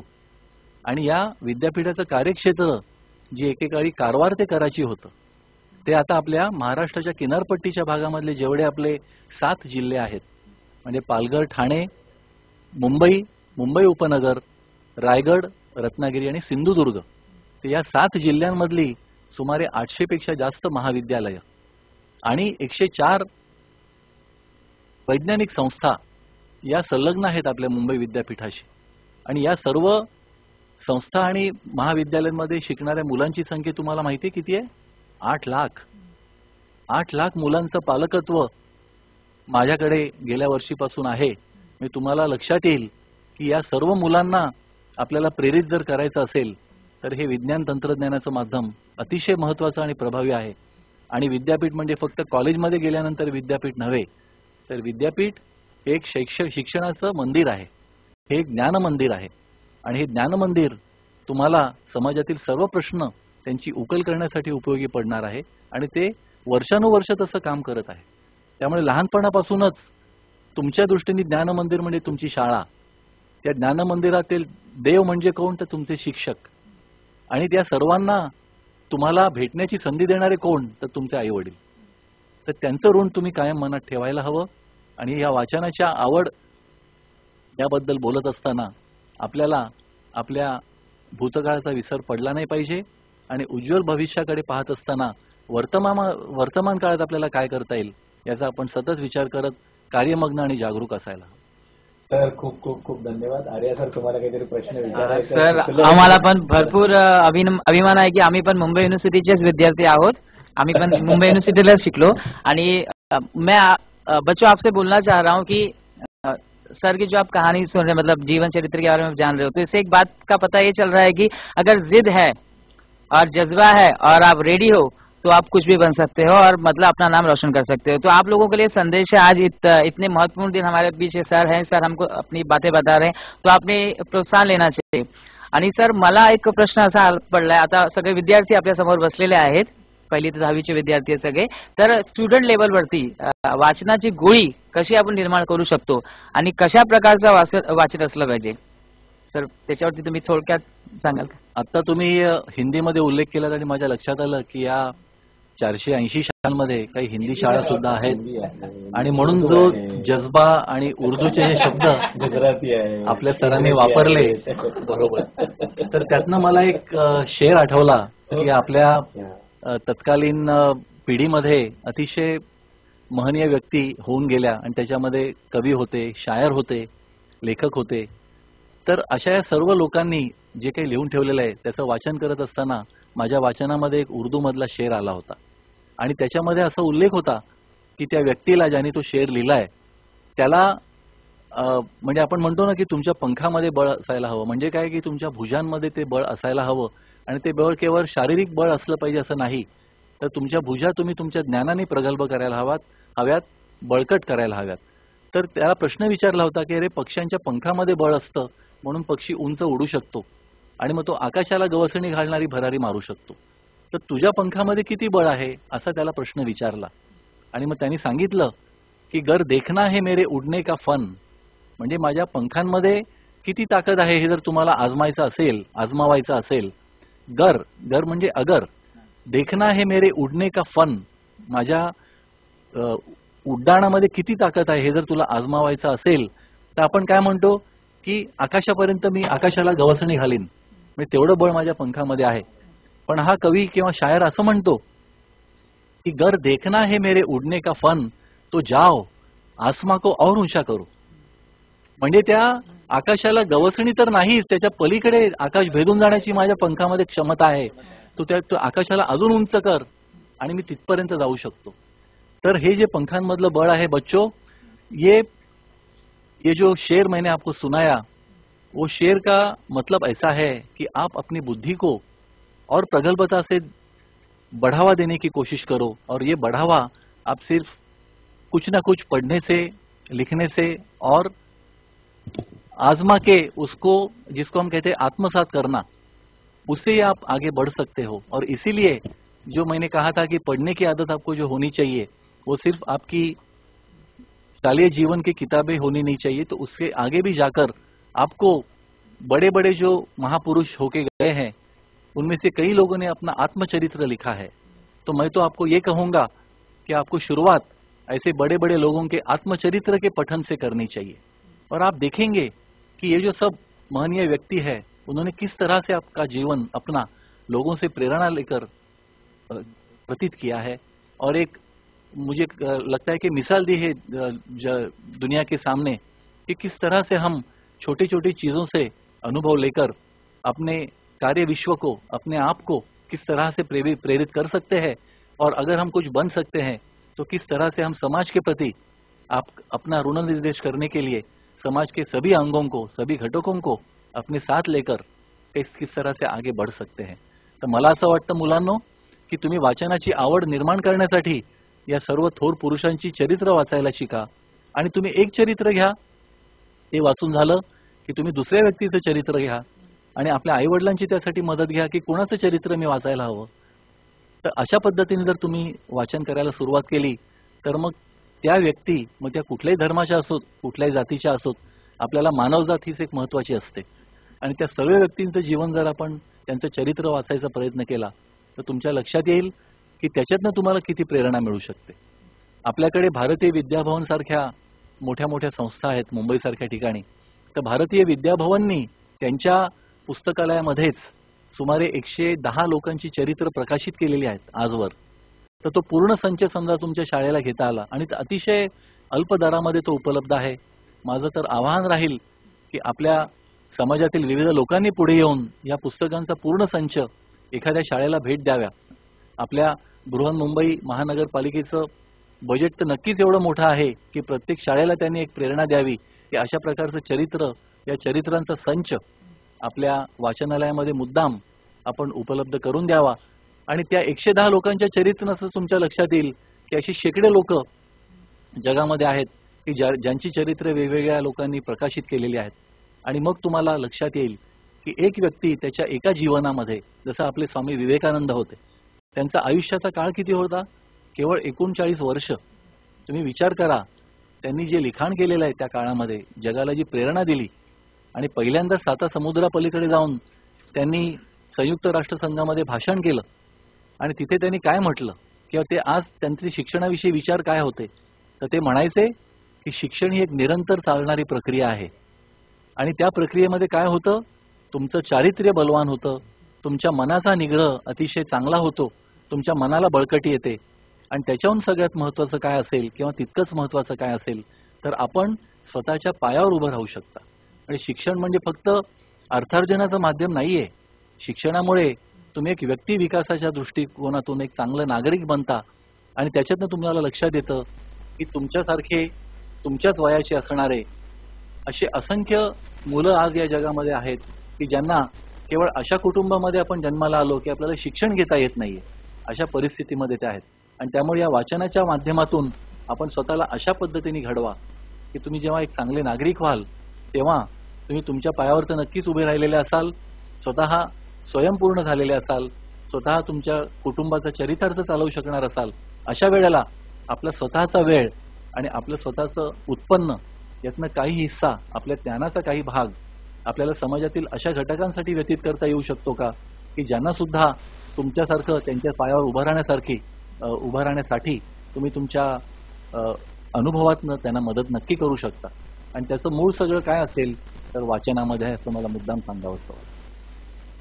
तर एवढ्या छान रीते आपल्याशी आता संवाद साधतायत, म्हणजे त्यांचं वाचन त्यांनी किती केलेलं आहे आणि अजूनही त्यांना त्याची किती आवड आहे ह्याची जाणीव आपल्याला आता होत आहे. आणि जसं आता सरांनी सांगितलं की वाचनामुळे नक्की आपल्याला खूप छान वाटतं. जसं त्यांनी आता कुडवे सरांनी सांगितलं, लहानपणी तुम्ही कोणती पुस्तकं वाचली, तर सगळे अगदी खुश होऊन सांगत होते की आम्ही हे चंदा मामा वगैरे ही सगळी पुस्तकं वाचली. म्हणजे आपल्या आयुष्यातले फार छान आणि गोड क्षण असतात ते, जे आपल्याला कधी 20 वर्षानंतर 25 वर्षानंतर कोणी आपल्याला भेटलं आणि त्या पुस्तकाचा जर उल्लेख केला तर आपल्याला नक्की आनंदच होतो.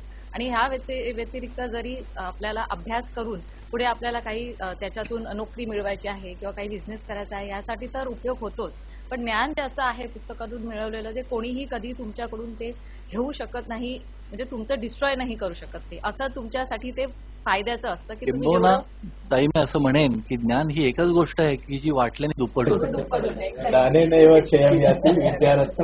म्हणजे तुमचे शिक्षक किती प्रगल्भ आहेत बघा की ते त्यांचं ज्ञान एका वर्गातल्या 50 मुलांना एका दिवशी देत आहेत, त्यांचं ज्ञान 50 पटीने वाढतं. मला इथे अजून एक आनंदाची बाब अशी वाटते की सरांनी उल्लेख केला तो ठाण्यामधल्या ज्या शाळेमध्ये त्यांनी शिक्षण घेतलं आणि वडिलांनी जो शाळेवरती दर्शवलेला विश्वास होता तो चिरंजीवांनी सार्थ करून दाखवला.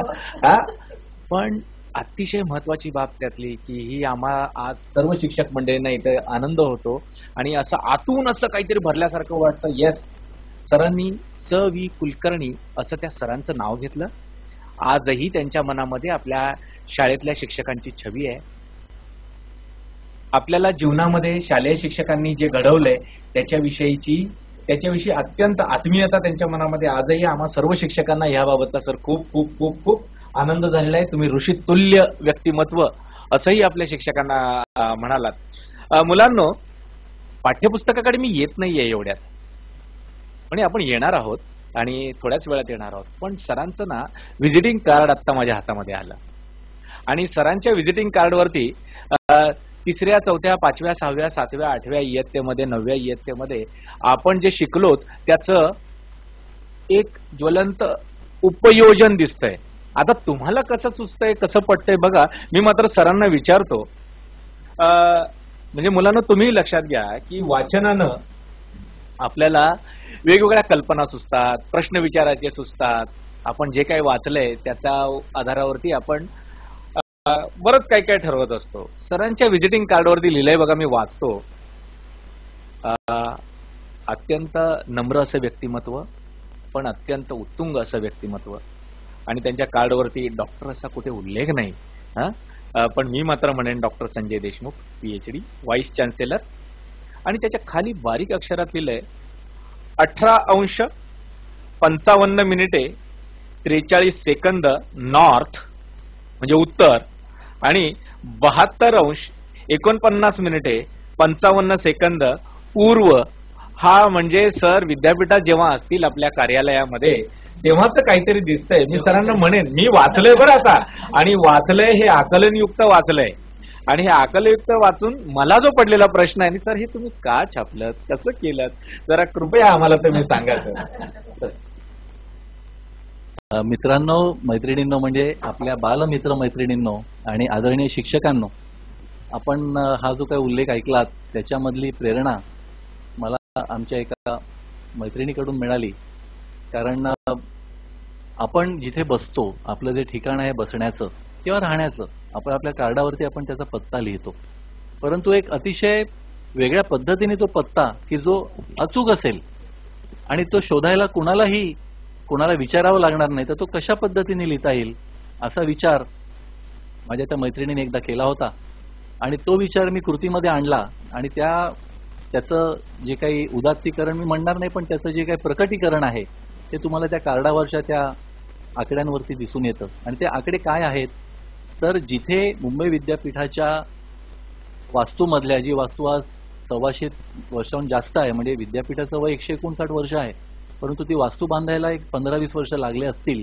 तर एवढ्या 150 वर्षा इतक्या वयोमानाच्या त्या विद्यापीठामधील कुलगुरूंचं दालन आणि त्या कुलगुरूंच्या दालनामधील कुलगुरू जिथे बसतात ते टेबल आणि खुर्ची, त्या खुर्चीवर बसल्यानंतर जर आपण त्या टेबलावरती कंपास ठेवला, म्हणजे आपण दिशादर्शक कंपास म्हणतो आहोत, तर तो कंपास तुम्हाला अक्षांश रेखांशाच्या ज्या अचूकतेने गोष्टी दाखवेल ते आकडे आहेत. म्हणजे मुंबई विद्यापीठाचे कुलगुरू कुठे बसतात, त्यांचा पत्ता काय आहे, जर आपण गुगलमध्ये ते आकडे जर टाईप केलेत तर तो पत्ता तुम्हाला दिसेल की तो फोर्ट मुंबई 32 असा तो पत्ता आहे. त्यामुळे कार्ड जर आपलं अतिशय मी आकर्षक म्हणीनच, परंतु अभ्यासपूर्ण जर करायचं असेल तर अशा प्रकारची कल्पकता आपल्याला प्रत्येकाला दाखवता आली पाहिजे.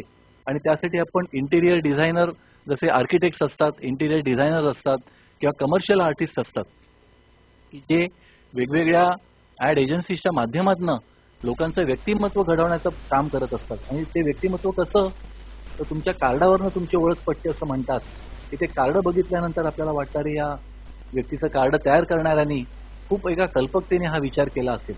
पण तो विचार त्यांच्या कृतीतनं व्यक्त होण्यासाठी ज्याचं कार्ड आहे त्याला पण थोडासा विचार करता आला पाहिजे. आणि तो विचार तुम्हाला वाचनातूनच करता येऊ शकतो. हे पुन्हा एकदा मला केवळ आज वाचक दिन आहे म्हणून मी सांगत नाहीये, परंतु त्यातनं तो विचार आलेला आहे. आपल्या मित्रमैत्रिणींबरोबर आपण जो संवाद साधतो त्यातनं या सुचलेल्या कल्पना आहेत. आणि माझ्या त्या मैत्रिणीचं नाव आहे रुचा गोडबोले. तिच्याही कार्डावरती तुम्हाला दिसेल की अशा पद्धतीने अक्षांश रेखांशाचा उल्लेख तिच्या कार्डावरती आहे. तर अतिशय प्रगल्भ आणि लोकांना खऱ्या अर्थाने तुमच्या जागेची जाणीव करून देणारा, ती जागा म्हणजे तुमचं पद नव्हे, परंतु तुम्ही कुठे असता ते अतिशय अचूक पद्धतीने केवळ हे अक्षांश रेखांशच तुम्हाला सांगू शकतात. आणि त्या पद्धतीने त्या कार्डाची योजना केली होती. आणि ती योजना मला असं वाटतं खऱ्या अर्थाने आमच्या विद्यापीठामध्ये जे शिकणारे 12,000 शिक्षक आहेत, म्हणजे सर्व महाविद्यालयांची जर संख्या पाहिली तर या शिक्षकांनी ती कृतीमध्ये आणावी अशी माझी इच्छा राहील. अर्थात तो प्रत्येकाच्या विचाराचा भाग आहे की तो करायचा किंवा नाही, परंतु अशा पद्धतीने आपण आपलं अस्तित्व अतिशय अचूकतेने लोकांना सांगू शकणार आहोत का. आणि अस्तित्व म्हणजे शारीरिक अस्तित्व नव्हे, पण जिथे आपण काम करतो, जिकडे आपण राहतो, अशा ठिकाणचं अतिशय अचूक असं वर्णन तुम्हाला करता येऊ शकतं का अतिशय छोट्या आकड्यांमध्ये. तर त्याचा तो एक भाग म्हणून गुगलच्या पुस्तकामध्ये आम्ही इतक्या वर्षामध्ये शिकतो अक्षांश रेखांश. आणि हे अक्षांश आणि रेखांशाचं जे आपण 6व्या इयत्तेत 7व्या इयत्तेत करतो की बाबा इतके अंश उत्तर अक्षांश आणि इतके अंश पूर्व हे रेखांश आणि याप्रमाणे आपण आपलं स्थान निश्चिती करतो. आपल्या वेळा त्याच्यावरती ठरलेल्या असतात. स्थानिक वेळ, प्रमाणित वेळ या सर्व बाबी आपण शिकतो, पण त्याचं प्रत्यक्ष उपयोजन आपण याच्यातून पाहिलं. सर, मगाशी बोलता बोलता तुम्ही असं सांगितलं की रद्दीतली वर्तमानपत्र काढून तीही वाचली गेली आहेत आणि त्याचा सदुपयोग केला गेलाय. मला त्याविषयी डॉक्टर APJ अब्दुल कलाम यांच्या पुस्तकामध्ये मी वाचलेली आठवण आठवते. ती म्हणजे डॉक्टर कलाम यांच्याकडे सुद्धा पुस्तकं विकत घेण्याकरता पैसे नसत. तर बंगलोरमध्ये एका शॉपिंग सेंटर, तेव्हाची शॉपिंग सेंटर, आता एक 80च्या वर्षापूर्वीची शॉपिंग सेंटर साठवा, आणि त्या ठिकाणी मागच्या बाजूला एक रद्दीचं दुकान होतं आणि त्या रद्दीच्या दुकानामध्ये जी पुस्तकं उपलब्ध होती ती अतिशय व्यवस्थित रचून ठेवलेली असायची. डॉक्टर APJ अब्दुल कलाम त्या लायब्ररीमध्ये जायचे आणि त्या लायब्ररीतून ती पुस्तकं भाड्याने घ्यायचे. आजही आपल्याला त्याची सुविधा असते. फिरती वाचनालये असतात, रसिक वाचनालये असतात, विविध वाचनालये असतात, त्याची मेंबरशिप आपण घेतो. तशी त्यांनी त्या जुन्या रद्दीच्या पुस्तकांच्या दुकानातली मेंबरशिप घेतलेली होती आणि ते तिथंही जाऊन ती पुस्तकं घेऊन आधाशासारखी संपूर्ण वाचून काढायचे. सरांनी मगाशी आपल्याला सांगितलं की रोज 45 मिनिटं अवांतर वाचन. ह्या रोजच्या 45 मिनिटांच्या अवांतर वाचनाच्या सवयीनं काय होतं ते आपण इथं पाहत आहोत.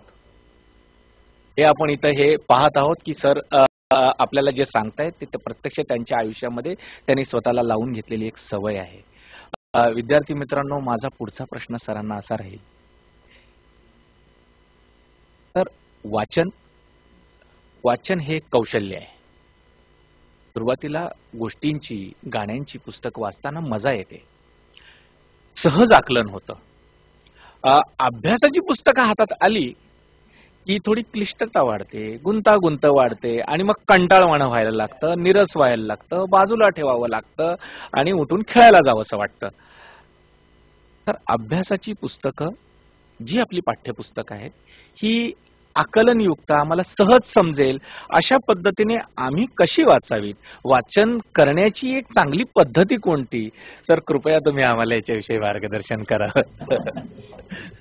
विद्यार्थ्यांना पण आवडेल. मित्रांनो आणि मैत्रिणींनो, बालमित्र मैत्रिणींनो, मी तुम्हाला एकच सांगेन की या प्रश्नाचं उत्तर देण्यापूर्वी मला 2 शब्दांची व्याख्या तुम्हाला विचारायची आहे की फ्रीडम आणि हॅपीनेस हे तुम्ही एका वाक्यामध्ये यातला फरक आणि त्याची व्याख्या कशी करू शकाल. तर मला नेहमी विचारायचं लोक की व्हॉट इज फ्रीडम? की doing what you like is freedom. म्हणजे काय की मला जे आवडतं ते मला करायला मिळणं, याला आपण स्वातंत्र्य म्हणतो. आणि ते स्वातंत्र्य आपल्याला कधी मिळतं की आज आपले आईवडील आपल्या सर्व गरजा पुरवत आहेत, लहानपणापासून आपला प्रत्येक हट्ट पुरवत आहेत.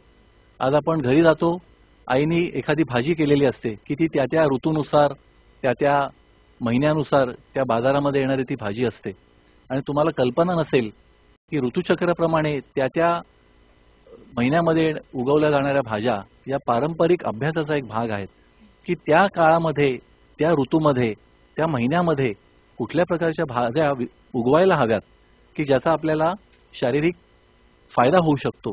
तर अशा पद्धतीने उगवल्या जाणाऱ्या भाज्या आपली आई आपल्याला करून खाऊ घालत असते आणि आपण काय म्हणतो, अरे मला ही भाजी आवडत नाही. मग कारलं असेल, मेथी असेल, माठ असेल किंवा अशा अनेक भाज्या असतील आणि आपण त्या टाकून देतो की नाही, मला नाही खायचं.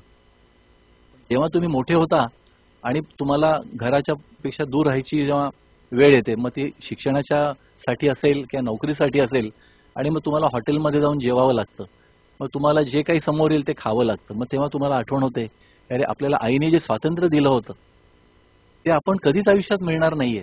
आणि ते स्वातंत्र्य नुसतं खाण्याचं नव्हतं की तुम्ही नाही म्हणालं तर ती दुसरी भाजी करून द्यायची, ती असं नाही म्हणायची की तू आता उपाशी राहा. आणि तसंच आपल्या हौसेविषयी, आपल्या आवडीनिवडीविषयी तर आपण हे सगळे लहानपणापासून करत आलो आणि आपण म्हणायचो की मला हे फ्रीडम आहे, मला ते स्वातंत्र्य आहे. पण मुलांना तुम्हाला लक्षात येईल की doing what you like is freedom हे तुमचं लहानपण एका वयापर्यंत तुम्ही येईपर्यंत योग्य आहे. परंतु जेव्हा तुम्ही 10वी होता, मग तुम्हाला जे मार्क मिळतील त्यानुसार तुम्ही कुठे प्रवेश घेणार आहात या गोष्टी ठरतात. तुम्हाला वैज्ञानिक बनायचं असतं, तुम्हाला इंजिनियर व्हायचं असतं, तुम्हाला डॉक्टर व्हायचं असतं, पण तुम्हाला तेवढे मार्क मिळत नाहीत आणि मग तुम्ही ग्रॅज्युएशनला प्रवेश घेता. मग तुम्हाला काय वाटतं की अरे मी लहानपणापासून एवढं स्वातंत्र्य उपभोगलं, माझ्या सगळे आवडीनिवडी माझ्या आईवडिलांनी पुरवला, माझा हट्ट पुरवला, पण आज मला केवळ माझी मेहनत कुठेतरी कमी पडली असेल म्हणा, किंवा आजच्या या कॉम्पिटिशनच्या युगामध्ये 90% मार्क मिळून सुद्धा मला माझ्या आवडीच्या शाखेमध्ये प्रवेश मिळाला नसेल, तर मी दुःखी व्हायला हवंय का? तर अजिबात नाही. कारण आपल्याला जे काही समोर आलेलं आहे त्याच्यात तुम्हाला आनंद मिळवता येणार आहे का? की ठीक आहे, मला 90% मिळाले आणि मला सायन्सला नाही मिळाले ऍडमिशन, परंतु आपल्यासारखीच 90% मिळालेली मुलं असंही म्हणू शकतात की मला सायन्सला जायचंच नाहीये, मला इंग्लिश लिटरेचरमध्ये BA करायचं आहे, किंवा मला इकॉनॉमिक्स करायचं आहे, मला चार्टर्ड अकाउंटंट व्हायचं आहे, म्हणून मी कॉमर्सला प्रवेश घेणार आहे. असे किती मुलं विचार करतात? तर हा विचार तुम्हाला करता आला पाहिजे. आणि तो विचार लहानपणापासून जोपासल्यानंतर सुद्धा समजा तुम्हाला मार्क तेवढे मिळाले नाहीत आणि दुसरी एखादी शाखा तुम्हाला घ्यावी लागली अभ्यास करण्यासाठी, तर त्याचं शिक्षण घेताना तुम्हाला त्यातनं आनंद मिळवता आला पाहिजे.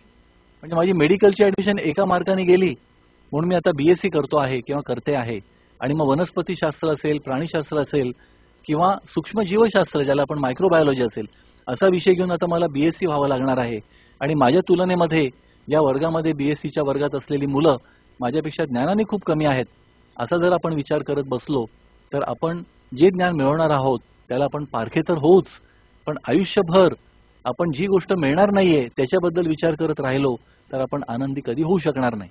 म्हणून doing what you like is freedom असं जरी असलं तरी liking what you do is happiness. आणि हे तुम्ही कायम लक्षात ठेवा. Doing what you like is freedom, but liking what you do is happiness. आणि आपल्या समोर येणारी प्रत्येक गोष्ट, मग ती चांगली आहे किंवा वाईट आहे, ही आपली विचारधारा ठरवत असते, पण ती येणारी गोष्ट चांगलीच असणार आहे ही जर विचारधारा आपण जोपासित केली तर तुम्हाला प्रत्येक तुमच्या समोर येणाऱ्या गोष्टीतनं आनंदच मिळवता येईल. आणि त्यासाठी वाचन करायला पाहिजे. मी प्रत्येक वेळेला वाचनाकडे येतोय कारण या वाचनात ही प्रगल्भता नक्की येते. जसं एकलव्याने त्याला गुरु नव्हता, मग त्यांनी गुरु द्रोणांचा एक पुतळा तयार केला आणि त्याला वंदन करून तो त्या धनुर्विद्येचं शिक्षण स्वतःच घेत होता. म्हणजे तुम्हाला फक्त गुरु शोध असेल असं नसतं, प्रेरणा तुम्हाला मिळत असते. आणि आजच्या काळामध्ये ती प्रेरणा कदाचित गुरु तुमच्या जवळ नसेल तर तुम्ही इंटरनेटच्या माध्यमातून ती घेऊ शकता. आणि म्हणून वाचन जर करायचं असेल आणि तुम्हाला जर खऱ्या अर्थाने प्रगल्भ व्हायचं असेल आणि अभ्यास करताना जी तुम्हाला पुस्तकं वाचायची आहेत ती कंटाळवाणी वाटत असतील तर तुम्ही काय करायचं? पहिली गोष्ट मनाचा निग्रह करायचा की अरे जे मी करणार आहे ते चांगलंच आहे, त्यातनं मला आनंदच मिळवायचा आहे. हा जर तुम्ही मनाशी निश्चय केलात तर तुम्हाला त्यातनं आनंदच मिळेल. आणि दुसरी गोष्ट काय की एखादा विषय क्लिष्ट असतो, एखादा खूप वाचन केल्यानंतर 2 मार्काचा प्रश्न येईल की काय असं वाटत असतं.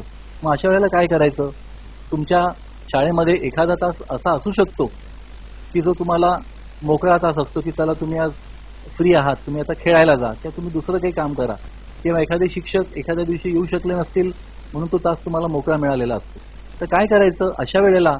ज्या विषयाचं तुम्हाला आकलन व्हायला थोडा वेळ लागतोय असं वाटत असेल तर तुम्ही 8-10 मुलांनी एकत्र बसायचं आणि ते पुस्तक एक पान प्रत्येक मुलांनी वाचन करायचं.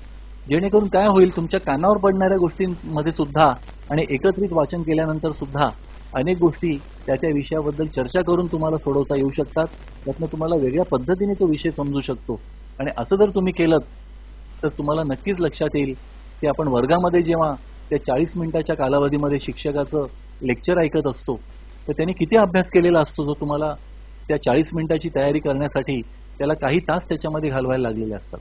आणि हे तुम्हाला कधी कळतं? जेव्हा तुम्ही स्वतःहून शिकण्याचा प्रयत्न करता तेव्हा कळतं की त्या पुस्तकातला एक धडा तुम्हाला वाचायला एवढा वेळ लागतो, पण त्याचं आकलन तुमचा तो शिक्षक त्या 40 मिनिटाच्या तासामध्ये करत असतो किंवा तासिकेमध्ये करत असतो. आणि त्यासाठी पण तो शिक्षक अभ्यास करून आलेला असतो, वाचन करून आलेला असतो. आणि त्या वाचनाला, त्या अभ्यासाला तो त्याच्या स्वतःच्या ज्ञानाची जोड देऊन तुम्हाला ते शिकवत असतो. आणि ते ज्ञान आत्मसात करत असताना तुम्हाला काही त्याच्यामध्ये कळायला, आकलन व्हायला वेळ लागला तर या एकत्रित वाचनाच्या सवयीमुळे तुम्हाला त्या अनेक गोष्टी तुम्हाला साध्य होऊ शकतात की ज्या तुम्हाला एकट्याने वाचून होणार नसतील. कारण तुमच्या वर्गातली ती 10 मुलं तुमच्या इतकीच किंवा तुमच्याहून जास्त ज्ञानी असू शकतात आणि त्यांनी तुम्हाला एखादा विषय समजावून सांगितला वाचन करत असताना, तर मला असं वाटतं की कुठलाही विषय मग तुम्हाला कंटाळवाणा वाटणार नाही. एकत्रित वाचन हा एक चांगल्या अभ्यासाचा एक मूलभूत मंत्र आहे, हे तुम्ही लक्षात ठेवा. कारण अभ्यासाची पुस्तकं जर एकत्र वाचलीत तर तुम्हाला लक्षात येईल त्या वाचनाच्या पद्धतीमधून, वाचनाच्या संवादाच्या फेकीमधून, प्रत्येक शब्दाच्या उच्चारणातून तुम्हाला लक्षात येईल की तो शब्द कसा उच्चारला जातो, त्याच्यातून जो आवाज येतो त्याच्यातून तुमच्या कानाला कशा पद्धतीने तो तुम्ही रिसीव्ह करता, त्यातनं तुम्हाला आकलन काय होत असतं, त्यातनं मिळणारं ज्ञान तुमच्या मेंदूच्या कुठल्या तरी कप्प्यामध्ये साठवलं जाणार असतं. आणि आजपासून लहानपणी कधीतरी वाचलेलं एखादं पुस्तक, एखादी कविता तुम्हाला 40 वर्षानंतर सुद्धा लक्षात राहते. आणि जर त्या कवितेचं वाचन करायला तुम्हाला सांगितलं तर तुम्ही म्हणता की मला ती वाचायची नाही, ती मला मुखोद्गत आहे, म्हणजे मला ती पाठ आहे. तर अशा पद्धतीने तुमच्या शिक्षकांनी दिलेलं ज्ञान, तुम्ही वाचनातनं मिळवलेलं ज्ञान, तुम्ही इंटरनेटच्या माध्यमातून पाहिलेलं ज्ञान, किंवा एखादा सिनेमा तुम्ही पाहिलात. आज सिनेमा हे समाजाच्या विचाराचं प्रतिबिंब आहे. तुम्ही सिनेमा बघायला हवा. आणि प्रत्येक सिनेमा तो चांगला आहे किंवा वाईट आहे हा त्याच्या सिनेमाच्या थिएटरमधल्या यशावरती अवलंबून नसतं. प्रत्येक दिग्दर्शक ही चांगलीच तयार कृती करण्यासाठी सिनेमा तयार करत असतो. मग त्याचं यश आणि अपयश हे त्या सिनेमाच्या क्वालिटीशी अवलंबून नसतं. प्रत्येक कलाकृती उत्कृष्टच असते. त्यामुळे तुम्ही सिनेमा बघितला तर त्यात काही चूक नसतं. त्यातनं तुम्हाला संदेश काय घ्यायचा आहे हे तुम्ही ठरवायचं असतं. त्यामुळे त्यातनं मला या समाजासाठी काहीतरी करण्यासाठी संदेश मिळणार आहे असा विचार करून जर तुम्ही तो सिनेमा बघितलात तर मला खात्री आहे की लोकांना काय वाटले की तो चांगला होता किंवा नाही याच्यापेक्षा तुम्हाला तो सिनेमा त्यातनं तुम्हाला काय संदेश घेऊन जायचा आहे हे समजून देण्यासाठी उपयोगी पडू शकेल. आणि मित्रमैत्रिणींना एक शेवटचं उदाहरण सांगतो की आपण चांगलं वाईट हे जे म्हणत असतो ते आपल्या मनाने कसा विचार केलेला आहे त्याच्यावरती अवलंबून असतं. तुम्ही आज रानामध्ये जाता, अतिशय सुंदर फूल असतं एखाद्या छोट्याशा रोपट्याला लागलेलं, आणि तुम्ही त्याचा किती छान सुगंध असेल म्हणून वास घ्यायला जाता आणि त्या फुलाला वास नसतो. किंवा एखादं काटेरी झाड असतं, त्याच्यावरती उगवलेलं एक छोटंसं फूल असतं, ज्याचा रंग सुद्धा काही चांगला नसतो, पण त्या फुलामध्ये जो सुगंध असतो तो तुम्हाला अचंबित करणारा असू शकतो. आणि त्या सगळ्या काटेरी वृक्षांमधनं, काटेरी रोपट्यांमधनं किंवा चांगल्या दिसणाऱ्या रोपट्यांमधनं उगवलेली फुलं, त्या फुलांमध्ये मध असतो आणि प्रत्येक फुलात तो असतो. मग काटेरी झाडामधल्या फुलामध्ये असेल किंवा नसेल असं आपल्याला वाटत असतो. का वाटत असतं? कारण आपल्या मनाने ते ठरवलं असतं की ते काटेरी झुडूप आहे, मग त्याच्या फुलामध्ये मध नसेल. पण जी मधमाशी त्या प्रत्येक फुलावरती जाऊन तो मध गोळा करत असते, तो तुमचा जीवनाचा आदर्श असायला पाहिजे. आणि का? तर त्या मधमाशीला 1 ग्रॅम मध गोळा करण्यासाठी 300-350 फुलांवर जावं लागतं आणि त्यातनं ती ते मध गोळा करून एका मधाच्या पोळ्यामध्ये जमवत असते. आणि ते मधाचं पोळं भरल्यानंतर तो मध कोणाला उपयोगी पडणार असतो? तर जगाला उपयोगी पडणार असतो. त्या मधमाशीला मध गोळा करताना माहिती असतं की मी आज एवढी मेहनत करणार आहे, 300-350 फुलांवर जाऊन मला 1 ग्रॅम मध मिळणार आहे. तो मध मी तिथे साठवणार आहे आणि तो साठवलेला मध माणूस घेऊन जाणार आहे. त्याचा मला उपयोग काही नाहीये. हा तुम्ही आयुष्याचा मूलमंत्र लक्षात ठेवा की तुमचं जीवन मधमाशीसारखं असलं पाहिजे. तुम्हाला आवडणारी व्यक्ती, तुम्हाला मनाच्या दृष्टीने विचार केल्यामुळे नावडणारी व्यक्ती, त्या व्यक्तीमध्ये पण चांगले गुण आहेत, तुम्हाला वाटतं की ती तुम्हाला आवडत नाहीये, तर अशा सगळ्या व्यक्तींमधून तुम्ही एक एक गुण घ्यायचा प्रयत्न करा. तुमच्या वर्गामध्ये 50 मुलं असतील, तुम्ही 50वे असाल तर 49 मुलांची तुम्ही रोज बोलता आहात. त्यांच्याशी बोलल्यानंतर तुम्हाला रोज त्यांच्यातनं एक चांगला गुण दिसणार आहे आणि तो जर तुम्ही आत्मसात करण्याचा प्रयत्न केलात तर तुम्हाला रोज 49 चांगले गुण आत्मसात करण्याची संधी मिळते. आणि त्याचा उपयोग काय करायचा? ती समाजासाठी करायचा. आणि म्हणून त्या मधमाशीचं उदाहरण तुम्ही लक्षात ठेवा. जीवनातलं सार कशात आहे? तर समाजातल्या चांगल्या गोष्टी शोधून त्या आत्मसात करून त्याचा उपयोग जगाला कसा होईल, हा खऱ्या अर्थाने आयुष्याचा मूलमंत्र आहे असं मला वाटतं. एवढ्या उत्तमरित्या मांडतायत त्यांचे विचार. आणि जसे आम्हाला काही प्रश्न आहेत तसं मुलांनाही आता प्रश्न आहेत इथे. आणि आपल्याकडे इथे मुलुंड कॅम्प शाळा आहे आणि जीके मार्ग स्कूलही आहे. जीके मार्ग, विचारा आपला प्रश्न. नमस्कार, गुड मॉर्निंग मॅडम. माईक व्यवस्थित आहे बा. नामदेव कोकाटे. हा बोल उज्ज्वला, ऐकतोय मी. निर्मला नामदेव कोकाटे. निर्मला, बरं. हा, आणि मी आता 10वी मध्ये शिकत आहे. माझ्या शाळेचं नाव गणपतराव कदम मार्ग म्युनिसिपल सेकंडरी स्कूल. सर मी आता 10वीत असल्यामुळे माझा असा प्रश्न आहे की वाचनामध्ये कॉन्सन्ट्रेशन कशा प्रकारे करायचं, कारण एका बाजूला 10वी आणि एका बाजूला वाचनाला वेळ द्यायचा आहे त्यामुळे. मी तुम्हाला सांगू का, म्हणजे हा प्रश्न अतिशय तुमच्या पिढीच्या मनात येणारा प्रश्न आहे, याच्याबद्दल काही शंकाच नाहीये. आणि तो प्रश्न तुम्ही विचारताय त्याबद्दल मी तुमचं अभिनंदन करतो. सगळ्यात आधी महत्वाचं काय आहे, एकीकडे 10वी आणि दुसरीकडे वाचन, हा जो तुमच्या मनातला प्रश्न आहे तोच प्रश्न मुळामध्ये तुम्ही एक त्या प्रश्नाकडे दुसऱ्या पद्धतीने पाहतात म्हणून तो तुमच्या मनाला पडलेला प्रश्न आहे. 10वी म्हणजेच वाचन, एकीकडे 10वी आणि दुसरीकडे वाचन नाहीये. आपण जे शिकतो आहोत तेच वाचन आहे, आपण जे वाचतो आहोत तेच शिकणं आहे.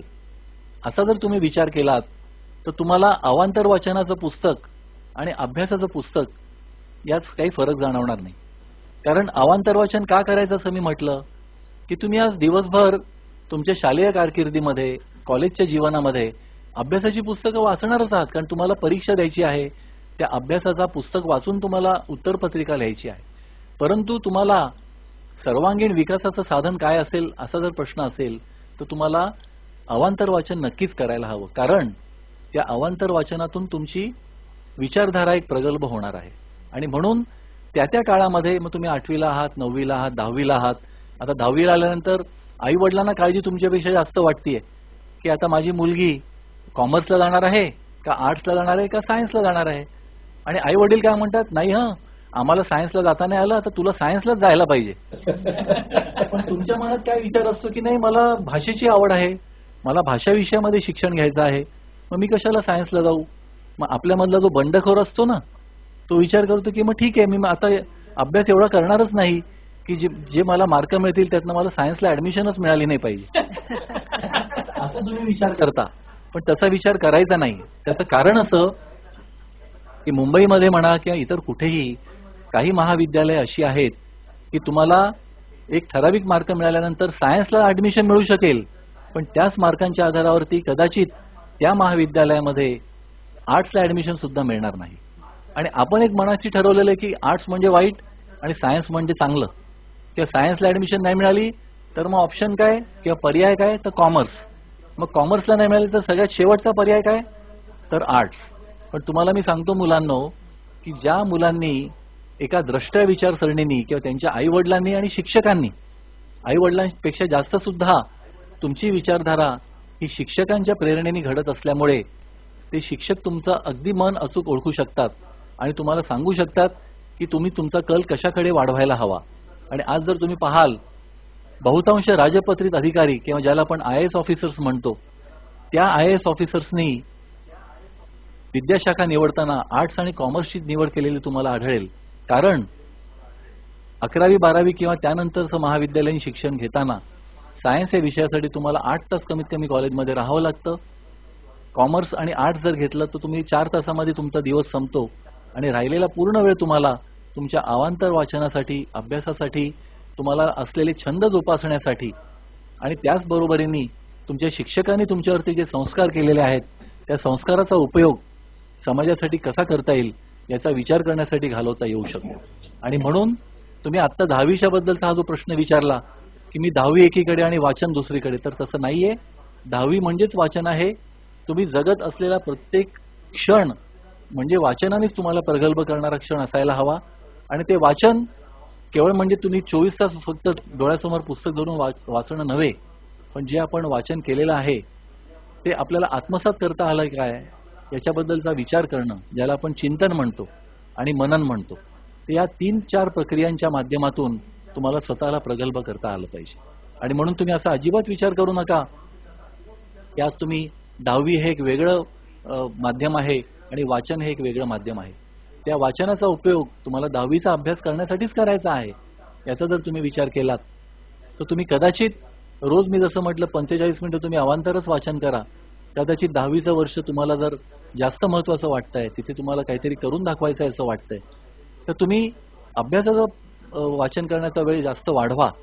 पण तिथे जेव्हा तुम्हाला वाटेल की अरे आपण खूप वाचन केलंय अभ्यासाच्या पुस्तकांचं, मग अशा वेळेला विरंगुळा म्हणून तुम्ही ते अवांतर वाचन करा. मग खेळायला जा, दुसऱ्या काही गोष्टी करा, वाचन, वर्तमानपत्र वाचा, दूरचित्रवाणी पहा. आपल्याकडे काय आहे की 10वीला मुलगा आहे, मग आता टीव्ही बंद 1 वर्ष, मी काही बघणार नाही. पण त्या टीव्हीच्या बातम्यांमधून, टीव्हीच्या इतर माध्यमाच्या कार्यक्रमांमधनं तुम्हाला जे ज्ञान मिळणार आहे त्याचा उपयोग सुद्धा तुम्हाला त्या परीक्षेचा पेपर लिहिण्यासाठी करता येऊ शकतो, हे बहुतांशी आईवडिलांना कळत नसतं. कारण त्यांच्या पिढीमध्ये दूरचित्रवाणी नव्हताच आणि तुमच्या पिढीमध्ये तो असल्यामुळे त्यांना असं वाटतं की त्याच्यामुळे तुमचा मनोरंजनाच्या कामावरती वेळ जास्त जाईल की काय. मग त्यांची ती काळजी असते, त्यांचं काही तुमच्यावरती तुमच्या विचारधारेवरचं अतिक्रमण नसतं, त्यांची तुमच्याबद्दलची काळजी असते. म्हणून त्यांना असं वाटतं की तुम्ही तुमचा वेळ इतर वायफळ गोष्टींमध्ये घालवू नये. ती वायफळ नसते, कुठलीही गोष्ट तुम्हाला काहीतरी शिकवून जाणारी असते. आणि म्हणून तुम्ही वाचन हे नुसतं अभ्यासाच्या पुस्तकांचंच करा असं नव्हे, तर इतर सुद्धा तुम्ही वाचन करा, जेणेकरून त्यातनं तुम्हाला एक वेगळा संदेश मिळेल की त्याचा उपयोग तुम्हाला तुमच्या दैनंदिन जीवनामध्ये, तुमच्या अभ्यासामध्ये आणि तुमच्या परीक्षेमध्ये कशा पद्धतीने करता येईल. सर आणि कोणाला प्रश्न आहे जीके मार्क्स 2? सर माझा आणखीन एक प्रश्न आहे, मी विचारू शकते? हा, माईक जवळ धर.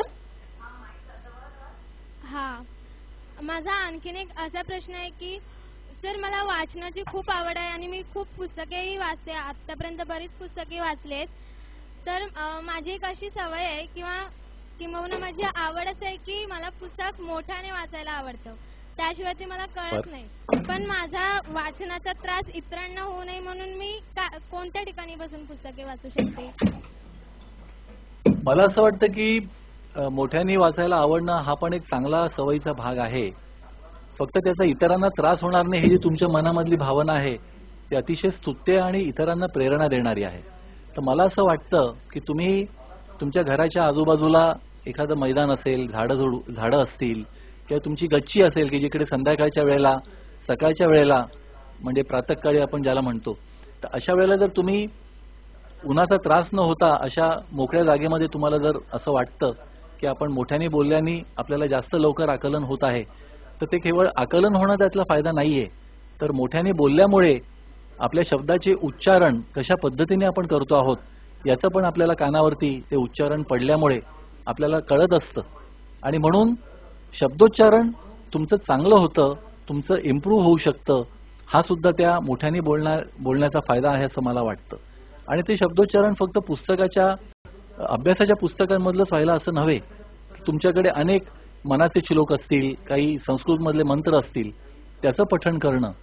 कारण संस्कृत शब्द हा उच्चारायला कठीण असतो असं लोकांना वाटतं, पण ते जर तुम्ही श्लोक शिकलात किंवा काही स्तोत्र शिकलात किंवा आपल्या भगवद्गीतेमधील काही संस्कृतमधले अध्याय पाठ केलेत, तर तुमच्या लक्षात येईल की तुम्ही कुठल्या धर्माचा हा विषय नाहीये, पण संस्कृत भाषेसारखी भाषा जी उच्चार करायला कठीण आहे ती जर तुम्ही मोठ्याने हे मुखोद्गत केलेल्या गोष्टी म्हणू शकलात, तर त्यातनं तुमची सुद्धा बोलण्याची सवय चांगली होऊ शकते, तुमचं उच्चारण शब्दांचं चांगलं होऊ शकतं आणि त्याचा उपयोग तुम्हाला तुमच्या व्यक्तिमत्वाच्या विकासासाठी होऊ शकतो. कारण उद्या जर तुम्हाला असं वाटलं की आपण शिक्षक व्हायला पाहिजे, की आपण लोकांच्या उपयोगी पडण्यासाठी राजकारणात जायला पाहिजे, की जिकडे तुमचं भाषण किंवा तुम्ही वर्गात जर असाल तर 100 मुलं तुमचं ते वर्गातलं शिकवणं ऐकणार आहेत, तर ते त्यांना कळेल अशा भाषेमध्ये त्यांना सांगता येणं आणि आपले शब्दोच्चार अतिशय स्पष्ट करणं, यासाठी सुद्धा या मोठ्याने बोलून वाचनाच्या सवयीचा तुम्हाला चांगला उपयोग होऊ शकेल. आणि तुम्ही जसं म्हणालात तसं सकाळी लवकर उठून जर तशी तुम्हाला सवय असेल किंवा ती तुम्ही सवय लावावी की ज्या वेळेला तुम्हाला अतिशय शांत वातावरणामध्ये मोठ्याने ते वाचन करता येईल आणि ज्या तुमच्या आईवडिलांना तुमच्या या वाचनाच्या सवयीची जाणीव आहे ते तुम्हाला जास्तीत जास्त प्रोत्साहन नक्की देतील की अरे नाही तू मोठ्याने वाच. आणि ते जर त्यांना माहिती आहे तर त्याचा त्रास कोणाला होईल असं मला वाटत नाही. स्टुडिओमध्ये माननीय शिक्षण अधिकारी श्री पालकर साहेब आलेले आहेत, त्यांचं मी स्वागत करतो येथे. ऍक्च्युली बिझी होते सर आणि आपल्या बिझी शेड्यूल मधनं टाइम काढून ते आपल्या विद्यार्थ्यांना शुभेच्छा देण्यासाठी आलेले आहेत, तर त्यांचं इथे स्वागत स्टुडिओमध्ये. आज आपण डॉक्टर कलाम साहेबांची जी जयंती आहे ती आपण वाचन प्रेरणा दिन म्हणून साजरी करत आहोत. वाचनाचं महत्त्व आणि वाचन विकासामुळे होणारे फायदे आतापर्यंत आपल्याला सन्माननीय चान्सलर साहेबांनी या ठिकाणी महत्त्व विशद करून सांगितलेलं आहे.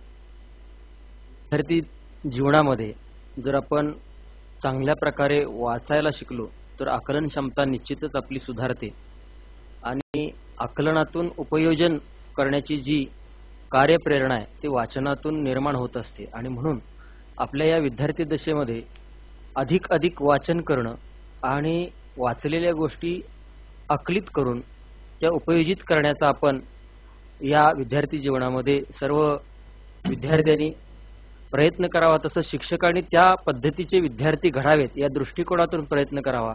आजच्या या वाचन प्रेरणा दिनानिमित्त मी सर्वांना शुभेच्छा देतो. आणि एक सूचना आहे की आपण जी काही आज पुस्तकं वाचाल त्याची आकडेवारी आज दुपारपर्यंत या कार्यालयाला आपण सादर करावीत की किती विद्यार्थी सहभागी झाले, किती शिक्षक सहभागी झाले आणि किती पुस्तकं आपण आज वाचलीत. कारण आज आपल्याला याबाबतची एक प्रेस कॉन्फरन्स शिक्षण मंत्री महोदय घेणार आहेत आणि त्यावर आपण वाचलेल्या ज्या पुस्तकांची आकडेवारी आहे तो एक जागतिक विक्रम होईल की काय किंवा जागतिक विक्रम होतो की काय हे पाहण्यासाठी ती आकडेवारीची आवश्यकता आहे. तर सर्वांना विनंती आहे की आपण दुपारी ही आकडेवारी या कार्यालयाला आपल्या BO मार्फत सादर करावी. धन्यवाद. हो घ्या ना, जरूर. कॅम्प पुढचा प्रश्न. माझा असा प्रश्न आहे की पुस्तक व्यक्तिमत्व घडवू शकतात का?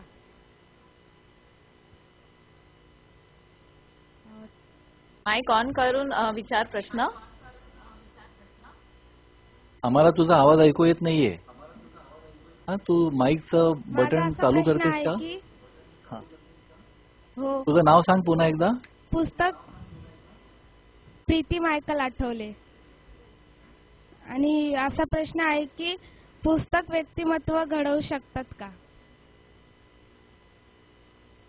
नक्कीच घडवू शकतात. किंबहुना तुम्ही जर वेगवेगळ्या विषयातली पुस्तकं वाचायला सुरुवात केलीत तर त्या विषयानुरूप जे ज्ञान तुम्हाला प्राप्त होतं त्यातनं आपण कसं बनायला हवं याची एक जाणीव आणि प्रेरणा तुम्हाला त्या प्रकारच्या पुस्तकाच्या वाचनातूनच मिळत असते. आणि म्हणून मला असं ठामपणे सांगावं असं वाटतं की तुम्हाला प्रेरणा देणारी लोक नक्कीच तुमच्या आजूबाजूला असतील, परंतु प्रत्येक त्या आजूबाजूला असलेल्या व्यक्तीबरोबर तुम्हाला तेवढा वेळ बोलण्याची, तेवढा काळ व्यतीत करण्याची संधी कदाचित मिळत नसते. आणि अशा वेळेला वेगवेगळ्या विषयांमधल्या पुस्तकांच्या प्रेरणेतनं तुम्हाला तुमच्या व्यक्तिमत्वाचा विकास नक्कीच घडवून आणता येऊ शकतो. तर सन्माननीय शिक्षणाधिकारी इथं आलेले आहेत. माननीय शिक्षणाधिकारी महेशजी पालकर हे सुद्धा पुस्तक प्रेमी आहेतच.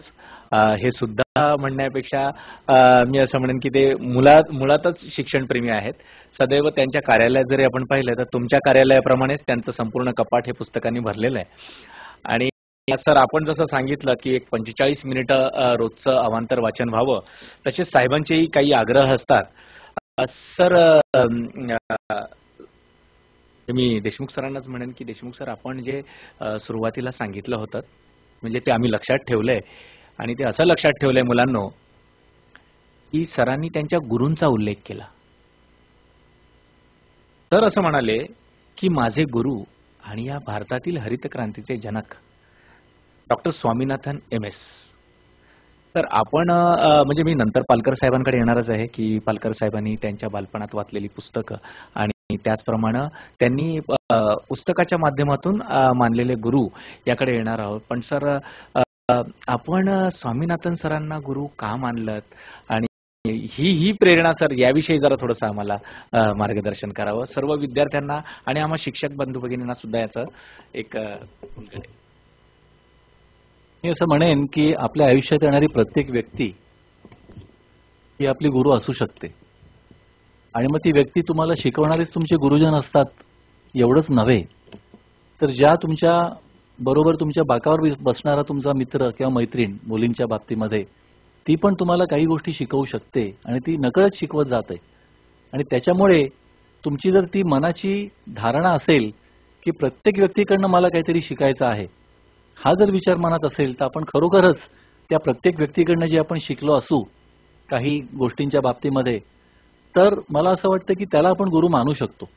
आणि मी एवढा नशीबवान आहे की मला लहानपणापासून म्हणजे आई वडील तर माझे प्रथम गुरु असतात सगळ्यांचे तसं म्हटलं जातं.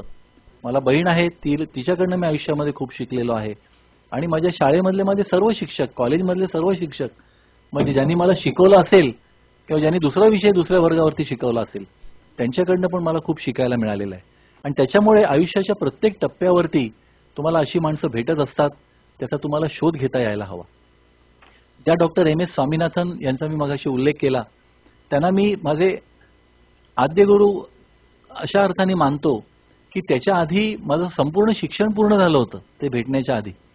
आणि मी त्यांच्याकडे माझ्या आयुष्यातली पहिली नोकरी केली. म्हणजे 5 वर्ष मी त्यांच्या संस्थेमध्ये चेन्नईमध्ये, म्हणजे मद्रास आपण ज्याला म्हणतो, तर तिथे मी 5 वर्ष त्यांच्या संस्थेमध्ये नोकरी केली. आणि ती नोकरी ज्या संस्थेमध्ये मी केली ती संस्था त्यांनी वयाच्या 65व्या वर्षी स्थापन केली होती.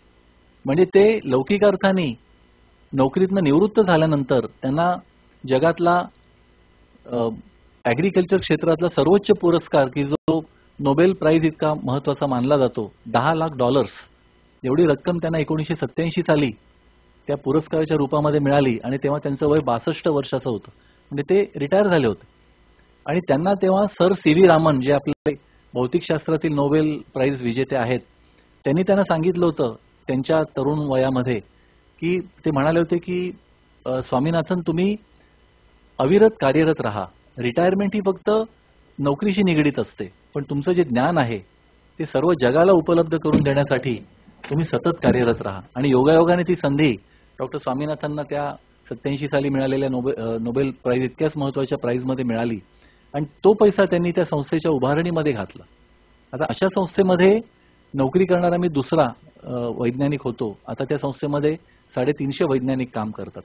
तर त्यांच्या विचारसरणीतून, त्यांनी जगासाठी केलेल्या कार्यातून आणि विशेषतः तिकडे काम करत असताना मला ज्या तिथे काम केल्यामुळे अधिकाधिक लौकिक अर्थाने चांगल्या नोकरीच्या संधी आल्या. उदाहरणार्थ, संयुक्त राष्ट्र संघाच्या एका संस्थेमध्ये मी 27व्या वर्षी नोकरी करू शकणार होतो आणि मला मिळणारा पगार हा $3000 होता, जो डॉक्टर स्वामीनाथन सरांकडे मला मिळत होता. आणि तो पुरेसा होता आपल्या भारतीय एकंदर जीवनशैलीच्या मानाने. पण मला मिळणारा पगार $6000 होता. कुठे $3000 आणि कुठे $6000. तर माझी मनस्थिती द्विधा होती. आणि मी सरांना म्हटलं की सर, माझ्या पुढचा हा प्रश्न आहे, मी काय करू? तर ते म्हणाले की संजय, मी आज हजारो वैज्ञानिकांबरोबर काम केलं, हजारो लोकांना मी माझ्या संस्थेमध्ये सामावून घेतलं, म्हणजे जिथे जिथे मी नोकरी केली. पण मला खूप क्वचित मुलं किंवा माणसं अशी भेटली की ज्यांच्यामध्ये मला ती क्षमता आढळली, ज्यांच्यामध्ये मला ती ठिणगी आढळली, ज्या ठिणगीचा उल्लेख अब्दुल कलाम सरांनी केलेला आहे. आपण त्याला स्पार्क म्हणतो. तर एक ठिणगी तुम्हाला अग्नी प्रज्वलित करायला उपयोगी पडते, तसं तो जो स्पार्क असतो एखाद्या व्यक्तिमत्वाला, तो जर वेळीच ओळखू शकला तो गुरु, तो त्याला फुंगर घालून त्याला तो कशा पद्धतीने प्रज्वलित करता येईल असा तो प्रयत्न करत असतो. तर मला ते म्हणाले की अरे, मला तुझ्यामध्ये तो स्पार्क दिसला होता आणि मला असं वाटतं की तू समाजासाठी काहीतरी काम करायचा तुझ्यामध्ये ती क्षमता आहे. आणि त्यासाठी संयुक्त राष्ट्रसंघामधली नोकरी तुम्हाला एक मॅनेजर बनवेल, कारण तुला मग एक रुटीन काम करावं लागेल. तुला जी आत्ता तुझ्यामध्ये जी क्षमता आहे रिसर्च करण्याची, ती तुम्हाला गुंडाळून ठेवावी लागेल, कारण तिकडच्या नोकरीच्या अपेक्षा वेगळ्या असतात. त्यामुळे तू ही नोकरी घेऊ नकोस. तू सतत कार्यमग्न राहा. अजून 15 ते 20 वर्षानंतर तुझ्या लक्षात येईल की तू एका अशा पातळीवर पोहोचशील की जिथे तुला तुझ्या ज्ञानाचा उपयोग समाजाच्या जास्त घटकांसाठी करता येऊ शकेल. आणि मी तुम्हाला सांगतो, 1992 साली त्यांनी मला हा सल्ला दिला आणि तो मी पाळला. आणि आज त्यानंतर 24 वर्षानंतर मी आज अशा ठिकाणी आहे की मुंबई विद्यापीठाच्या केवळ 8 लाख मुलांच्यासाठी नव्हे, तर संपूर्ण समाजासाठी जे प्रश्न निर्माण होणारे असतात ते विद्यापीठाच्या माध्यमातून आपण सोडवत असतो. आणि त्या प्रश्नांची उकल करण्यासाठी जे ज्ञान मंदिर 159 वर्षापूर्वी उभारलं गेलं होतं, त्याचा एक महत्त्वाचा घटक होण्याची संधी मला मिळू शकली. आणि ती संधी मला का मिळते आहे, तर 25 वर्षापूर्वी ज्या पगाराच्या साठी कुठल्याही माणसाने $3000 नोकरी सोडून $6000 नोकरी घेतली असती, ती घेऊ नकोस असा सल्ला अतिशय प्रामाणिकपणे देणारे केवळ आपले गुरुच असू शकतात. नाही तर कोणी तुम्हाला म्हणालं असतं, अरे तुला 30-40 पटीने जास्त पगार मिळतो आणि तू म्हणतोस की नाही जायचं. तर गुरुचं काम काय असतं की शिक्षक तुमच्या शिष्याला खऱ्या अर्थाने सांगणं की तुझ्यामध्ये क्षमता काय आहे आणि ती क्षमता कशी वाढवायची. तर त्यामुळे मला असं वाटतं की मी अशा 100 लोकांची नावाची यादी आत्ता लिहून काढू शकतो की ज्यांच्यामुळे मला प्रेरणा मिळाली, ज्यांना मी गुरुस्थानी मानतो. पण त्यांचं जे एकत्रित ज्ञान आहे ते ज्ञान आपल्याला एकाच व्यक्तीमध्ये पाहायला मिळेल का, असा जर प्रश्न कोणी विचारला तर ते नाव एम एस स्वामीनाथन हे असू शकतं. आणि माझ्या दृष्टीने ते आहे. कारण त्या सगळ्या गुरूंमधला सगळे गुण त्या एका माणसामध्ये मला बघायला मिळाले, अनुभवायला मिळाले. आणि आज 91व्या वर्षी सुद्धा ती व्यक्ती कार्यरत आहे. आज ते अमेरिकेमधल्या एका राज्यामध्ये जागतिक अन्न पुरस्कार जो ज्यांना पहिला मिळाला होता त्या पुरस्काराच्या निवड समितीचे ते अध्यक्ष आहेत गेले अनेक वर्ष. आणि तो पुरस्कार आता आज 15 तारीख आहे, काल संध्याकाळी एका आफ्रिकन शास्त्रज्ञाला दिला गेला आणि तो त्यांच्या हस्ते दिला गेला, कारण ते त्या निवड समितीचे अध्यक्ष आहेत. तर 91व्या वर्षी जगाला आपल्या, जसं महात्मा गांधी आपण म्हणतो की महात्मा गांधींनी काय म्हटलं होतं की माझं जीवन हाच माझा संदेश आहे. आणि जेव्हा 21व्या शतकामध्ये फोर्ब्स नावाच्या टाइम मॅगझिननी जगातल्या 100 अतिशय महत्वाच्या व्यक्तींची यादी सादर केली होती की जी 20व्या शतकामधली अतिशय 100 महत्वाची माणसं कोण होती, त्याची यादी त्यांनी प्रकाशित केली होती 2001 साली. आणि त्याच्यामध्ये केवळ 20 आशिया खंडातले लोक होते त्या 100 जणांच्या यादीमध्ये, आणि केवळ 3 भारतीय होते. आणि ते 3 भारतीय कोण होते? एक म्हणजे रवींद्रनाथ टागोर, दुसरे म्हणजे महात्मा गांधी, आणि तिसरे एम एस स्वामीनाथन. आणि आज ते केवळ एकच असे की ज्यांनी 20वं शतक बघितलं आणि 21वं शतक बघतायत. रवींद्रनाथ टागोर 20व्या शतकामध्ये म्हणजे देहावसान त्यांचं झालं, महात्मा गांधीजींचं पण अशा लोकांच्या पंक्तीमध्ये बसणं आणि सगळ्या जगाला प्रेरणा देणं, अशी व्यक्ती काय असू शकते याचा तुम्ही विचार करू शकता. आणि मला असं वाटतं की मुंबई विद्यापीठ आज भाग्यवान अशासाठी आहे की ज्या व्यक्तीला जगातल्या 77 विश्वविद्यालयांनी ऑनररी PhD देऊन गौरवलेलं आहे, अशा एम एस स्वामीनाथन सरांना मुंबई विद्यापीठाने यावर्षी मानद डिलीट ही पदवी देण्याचं जाहीर केलेलं आहे. आणि आम्ही अपेक्षेमध्ये आहोत की आदरणीय पंतप्रधान नरेंद्रजी मोदी सर या कार्यक्रमाला प्रमुख अतिथी म्हणून येतील, आणि आम्ही त्या प्रयत्नामध्ये आहोत.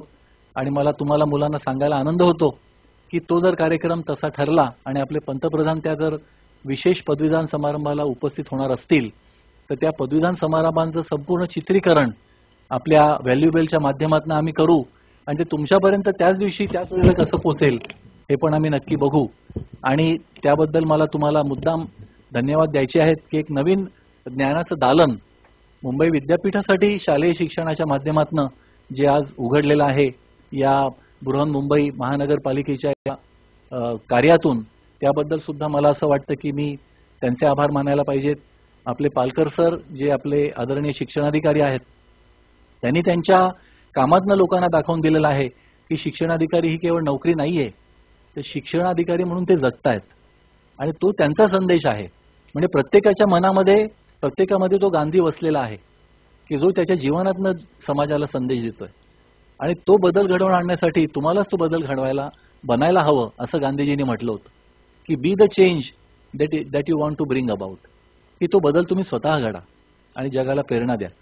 तर अशा प्रकारे ऋषितुल्य असलेल्या व्यक्ती ज्यांचा सहवास आपल्याला दुर्मिळ असतो, तर अशा या डॉक्टर एम एस स्वामीनाथन सरांना मी गुरु का मानतो हे मला खरं सांगायचं होतं, पण त्याच्यामध्ये एकदा पुन्हा मी भूतकाळात गेलो आणि वाचनाचं महत्व पुन्हा एकदा आपल्याला सांगायला सुरुवात केली. तर पुन्हा एकदा धन्यवाद. सर, मला असं वाटतं की सर आपण आलेले आहात आणि सरांनी एक आपल्याला सूचना केली, त्याचं एक ओघवत्या ह्याच्यामध्ये सर असं सांगितलं आहे की 6 महनीय व्यक्तींची चरित्र प्रकाशित केलेली आहे. अशा ह्या चरित्रांचा हा जो चरित्रांचा जो संच आहे 110 चरित्रांचा, हा चरित्रांचा संच आपल्या शाळांमध्ये सुद्धा पोहोचावा, तर अशी एक त्यांनी त्यांचं मनोगत व्यक्त केलं. सर, त्याच्याबरोबरच सरांनी मगाशी मी सांगितल्याप्रमाणे रोज बाबा 45 मिनिटांचं वाचन करावं आणि आपले गुरु वगैरे गुरूंचं तर सर आता तुमच्या समोरच झालं आणि सरांचं जे व्हिजिटिंग कार्ड आहे ते एक वेगळंच आहे आणि त्यावरती अक्षांश रेखांशाचा उल्लेख आहे, त्यामुळे त्यांचा अचूक पत्ता, त्यांच्या कार्यालयाचा अचूक पत्ता हा संपूर्ण विश्वामध्ये असतोच. बालपणी त्यांनी कोणती पुस्तकं वाचली, रद्दीतली वर्तमानपत्र कशा प्रकारे त्यांचा सदुपयोग केला आणि अतिशय एका मौलिक गोष्टीचा उल्लेख केला, तो म्हणजे त्यांनी शालेय जीवनामध्ये असतानाच त्यांच्या गुरुजींनी त्यांना छत्रपती शिवाजी महाराजांचं चरित्र दिलं आणि त्या चरित्राचं वाचन केलं आणि त्या चरित्राच्या वाचनामधूनच आणि इतरही अन्य बाबींमधून त्यांचं व्यक्तिमत्व सर घडत गेलं. मुलांनी खूप आनंद घेतला ह्या कार्याचा. सर, आपल्या सुद्धा काही प्रश्न असेल सरांना किंवा आपले आणखी काही मनोगत असेल तर आपणही ते जरा थोडक्यात व्यक्त करावं असं मी पालकर सरांना विनंती करतो. मला असं वाटतं की सरांबरोबर मी खूप वर्षांपूर्वी एकदा चर्चा केलेली होती की शालेय, कारण आमच्या त्या संस्थेचं ऑफिस वाकोलाच्या शाळेमध्ये एका खोलीमध्ये होतं आणि तेव्हा मी वेगवेगळ्या माध्यमातून वेगवेगळ्या विभागातल्या शिक्षण अधिकाऱ्यांना भेटत असे आणि मला असं वाटतं की मी सरांना आधी भेटलेलो आहे. तर त्यावेळेपासून माझ्या मनात असलेला एक प्रश्न, किंबहुना आता मी एका अशा स्थानावरती काम करतो आहे की शालेय जीवनातूनच तुम्हाला पुढचे एक उत्कृष्ट नागरिक आणि पुढचे भविष्यातले वैज्ञानिक घडत असतात आणि महाविद्यालय ही शालेय जीवनाच्या नंतरच्या टप्प्यामध्ये येतात, पण खरे संस्कार हे शालेय जीवनामध्ये मुलांवर होत असतात. आपल्या या राज्य सरकारनी अतिशय आमूलाग्र बदल आपल्या शालेय जीवनाच्या माध्यमातून मुलांच्या पद्धतीने कशा पद्धतीने करता येतील मुलांच्या जीवनामध्ये, यासाठी खूप आमूलाग्र बदल केलेले आहेत, त्याची अंमलबजावणी होते आहे. आणि आपल्या महाराष्ट्रात मला असं वाटतं 18,000 शाळा असतील, 1,07,000 शाळा. म्हणजे तुम्ही विचार करा की एवढ्या, कारण संपूर्ण भारतामध्ये 42,000 महाविद्यालय आहेत, तर मला तो आकडा थोडासा चुकीचा मी ऐकला होता. तर या शाळांच्या माध्यमातून रोज तुमचे 8 तास असतात म्हणजे शिक्षणाचे. तर या 8व्या तासाचं एक 2-2 मिनिटं समजा कमी करता आली किंवा एखादा तास वाढवता आला किंवा आठवड्यातनं एखादा तास असा ठेवता आला की त्या तासामध्ये एकत्रित वाचन मुलांनी करावं कुठल्याही एखाद्या पुस्तकाचं, हे जर एक त्या शालेय शिक्षणाचा भाग म्हणून जर आपल्याला त्याच्यामध्ये त्याचा समावेश करून घेता आला तर मला असं वाटतं की त्यातनं सुद्धा मुलांना एक वेगळ्या पद्धतीने जीवन कशा पद्धतीने घडवायचं आहे हा एक संदेश मिळू शकेल. आणि हा अर्थात कदाचित या सगळ्या व्यस्ततेमध्ये शाळेच्या त्या वेळापत्रकामध्ये कशा पद्धतीने बसेल मला माहिती नाही, परंतु हे सहज शक्य आहे. कारण आपण खेळासाठी पिरियड्स ठेवतो, त्यानंतर अभ्यासक्रमासाठी पिरियड ठेवतो, कार्यानुभव म्हणून विषय असतो, चित्रकला विषय असू शकतो, तसा एक एकत्रित वाचन हा विषय असू शकतो का? मग तो कदाचित तुम्ही 20 मिनिटाचा ठेवा, मी असं म्हणणार नाही पूर्ण ठेवा, पण शाळेचे निर्धारित तास झाल्यानंतर घरी जाण्यापूर्वी 15 मिनिटाचा एकत्रित वाचनाचा तास आणि त्यानंतरच मग वंदे मातरम असं जर काही करता आलं तर मला असं वाटतं त्यातनं सुद्धा लाखो आपल्या मुलांना एक वाचनाची आवड आपोआप लागेल. कारण मग ते त्यांना त्याची सवय होऊन जाईल, अरे नाही आपल्याला हे रोज करायचं आहे, हे त्यांच्या मनामध्ये कुठेतरी आपल्याला बिंबवता येऊ शकेल. आणि आपले शालेय शिक्षण मंत्री जे आज उच्च शिक्षण मंत्री सुद्धा आहेत, त्याच्यामुळे मला त्यांच्याबरोबर चर्चा करताना त्यांच्या कार्यातून त्यांच्या सहकाऱ्यांच्या बरोबरच्या बोलण्यातनं बरेचदा कळत असतं की शालेय शिक्षणामध्ये काय बदल होत आहेत, जे आपण वर्तमानपत्रात तर वाचतोच, पण आपण म्हणतो ना की एखादं बी जेव्हा झाडाचं रोवतो तेव्हा त्याचं वृक्ष झाल्यानंतर जेव्हा त्याला फळं येतील तेव्हा आपल्याला कळतं की अरे तो एवढ्या वर्षापूर्वी ते बीज रोवलं होतं. आणि ते बीज शिक्षणामधल्या आमूलाग्र बदलांचं या सरकारच्या माध्यमातून आपल्या सर्वांच्या सहकार्याने आणि इन्व्हॉल्वमेंटनी जे होतं आहे त्याबद्दल मला विशेष आभार तर मानायचे आहेतच, धन्यवाद द्यायचे आहेतच, पण अभिनंदन करायचं आहे की सगळ्यांना बरोबर जाऊन नक्की काय करायला हवंय याची नस ओळखून तशा प्रकारचे बदल आज शिक्षण मंत्री त्यांच्या खात्याच्या माध्यमातून करत आहेत. आणि आज स्वतः ते एका शाळेमध्ये बोरिवलीमध्ये एकत्रित वाचनाच्या तासामध्ये सहभागी झाले होते, कारण कालच माझी संध्याकाळी त्यांची भेट झाली होती. आणि या सर्व संसाराचा गाडा हाकणारे राज्यकर्ते आपले आदरणीय मुख्यमंत्री यांचा सुद्धा मला उल्लेख करायचा आहे, कारण शिक्षण क्षेत्रामध्ये सुद्धा त्यांचा स्वतःचा ते खातं जरी नसलं कार्याच्या बाबतीमधलं तरी सुद्धा ते आढावा घेतात वेगवेगळ्या पद्धतीने. आणि विद्यापीठ आणि शाळा याच्या माध्यमातून समाज विकास कसा करता येईल आणि राष्ट्र विकास कसा करता येईल यासाठी ते कार्यमग्न आहेत. त्याबद्दल मला सर्वांचंच अभिनंदन करायचंय. आपल्या सर्वांचे विशेष आभार मानायचे आहेत, कारण आपल्यामुळे आम्ही कृतज्ञ आहोत. आता जी सूचना मांडलेली आहे की रोज एक 15 मिनिटाचं वाचन करावं किंवा साप्ताहिक तासिकेमध्ये एकत्रित वाचन करावं, तर आपण 21 तारखेला याबाबतची एक VC घेतली होती आणि त्या VC मध्ये आपण सर्व शाळांना सूचना दिलेली आहेत की परिपाठामध्ये एक 5 ते 10 मिनिटाचा जो वेळ सकाळी शिल्लक राहतो त्यामध्ये एकत्रित वाचन करावं. अधिक सप्ताहामधल्या 2 तासिका जोड तासिका अशा काढाव्यात की ज्यामध्ये फक्त वाचनच घेतलं जाईल. रीडिंग पिरियड म्हणून अशा एक दोन सप्ताहामधल्या तासिका घ्याव्यात. अशा पद्धतीच्या सूचना आम्ही दिलेल्या आहेत. परंतु विद्यार्थ्यांनी नेमकं काय वाचावं या दृष्टिकोनातून अद्यापही मंथन सुरू आहे. मग त्यामध्ये विद्यार्थ्यांनी जास्तीत जास्त आत्मचरित्र वाचणं आणि संशोधनपर लेख वाचणं सगळ्यात आवश्यक आहे. कारण आपल्या देशाला सगळ्यात जास्त संशोधकांची गरज आहे आणि जर संशोधनपर लेख जर आत्तापासून जर वाचायला आपण सुरुवात केली तर मनामध्ये वेगवेगळ्या प्रकारच्या कल्पना निर्माण होतील आणि त्या कल्पनेवर प्रत्यक्षामध्ये कसं उतरावं याचं आत्तापासूनच विद्यार्थ्याच्या मनामध्ये बीज रोवलं जाईल. आणि म्हणून जास्तीत जास्त परिकल्पना किंवा अन्य कुठल्या रहस्यमय कथा वाचण्यापेक्षा त्या वाचाव्यात, वाचू नयेत असं मी म्हणणार नाही, परंतु विद्यार्थ्याचा कल हा संशोधनपर लेख वाचणं, थोर मोठ्या मोठ्या व्यक्तींचे आत्मचरित्र वाचणं की ज्यातून एक चांगला नागरिक भारताला या वाचनाच्या माध्यमातून मिळावा असं मला वाटतं. तर ही एक अपेक्षा मी वाचन दिनाच्या निमित्तानं सर्व विद्यार्थ्यांच्या आणि शिक्षकांच्या कडे व्यक्त करतो. आणि त्या पद्धतीचं आपण वाचन विद्यार्थ्यांना पूरक वाचन म्हणून संदर्भ ग्रंथ जे काही अभ्यासाचे असतील ते द्याच. त्याबरोबरच काही आत्मचरित्रही उपलब्ध करून द्या. महात्मा गांधीजींचं आत्मचरित्र असेल, टागोर साहेबांचं आत्मचरित्र असेल किंवा अन्य काही जगामधले जे काही महनीय व्यक्ती होऊन गेलेले आहेत त्यांची मराठी भाषांतर असणारी आत्मचरित्र आहेत किंवा ज्या मातृभाषेमध्ये जे आत्मचरित्र उपलब्ध असतील अशी जर आपण उपलब्ध करून दिली तर अतिशय चांगल्या प्रकारचा नागरिक आपल्या शाळांमधून तयार होईल. त्याचबरोबर संशोधनपर जर लेख वाचायला दिले तर एक संशोधनाची वृत्ती विद्यार्थ्याच्या मनामध्ये निर्माण होईल आणि त्या दृष्टिकोनातून आपण प्रयत्न कराल असं मला वाटतं. आत्ताच आपल्याला माननीय संजय देशमुख सर यांनी वेगवेगळ्या प्रकारच्या वाचनाची जी काही स्थिती आणि महती सांगितलेली आहे, त्यांच्या गुरूंबद्दल जे मत व्यक्त केलेलं आहे, मी या ठिकाणी सन्माननीय संजय देशमुख सर आले त्याबद्दल व्यक्तिगत मी प्रथमतः त्यांचं आभार व्यक्त करतो. कारण एवढ्या त्यांच्या कामाच्या व्यापातून ते इथं आलेले आहेत आणि आपल्याला त्यांनी मार्गदर्शन केलेलं आहे, त्यामुळे मी प्रथमतः त्यांचं मनापासून आभार मानतो. धन्यवाद. गौरी, आता आपण कार्यक्रमाच्या साधारणपणे सांगताकडे येत आहोत. आता पुढची सूत्र तुझ्याकडे. ठीक आहे सर. संजय देशमुख सर आज इथे आले आपल्या. आम्ही एका फोन कॉलवरून सरांनी आम्हाला अग्री केलं, हो मला मुलांशी बोलायचं आहे आणि नक्कीच जे इनोव्हेटिव्ह आणि मॉडर्न टेक्निक जी आहे आपली व्हर्च्युअल क्लासरूम त्या माध्यमाने तर मला नक्कीच आवडेल मुलांशी बोलायला.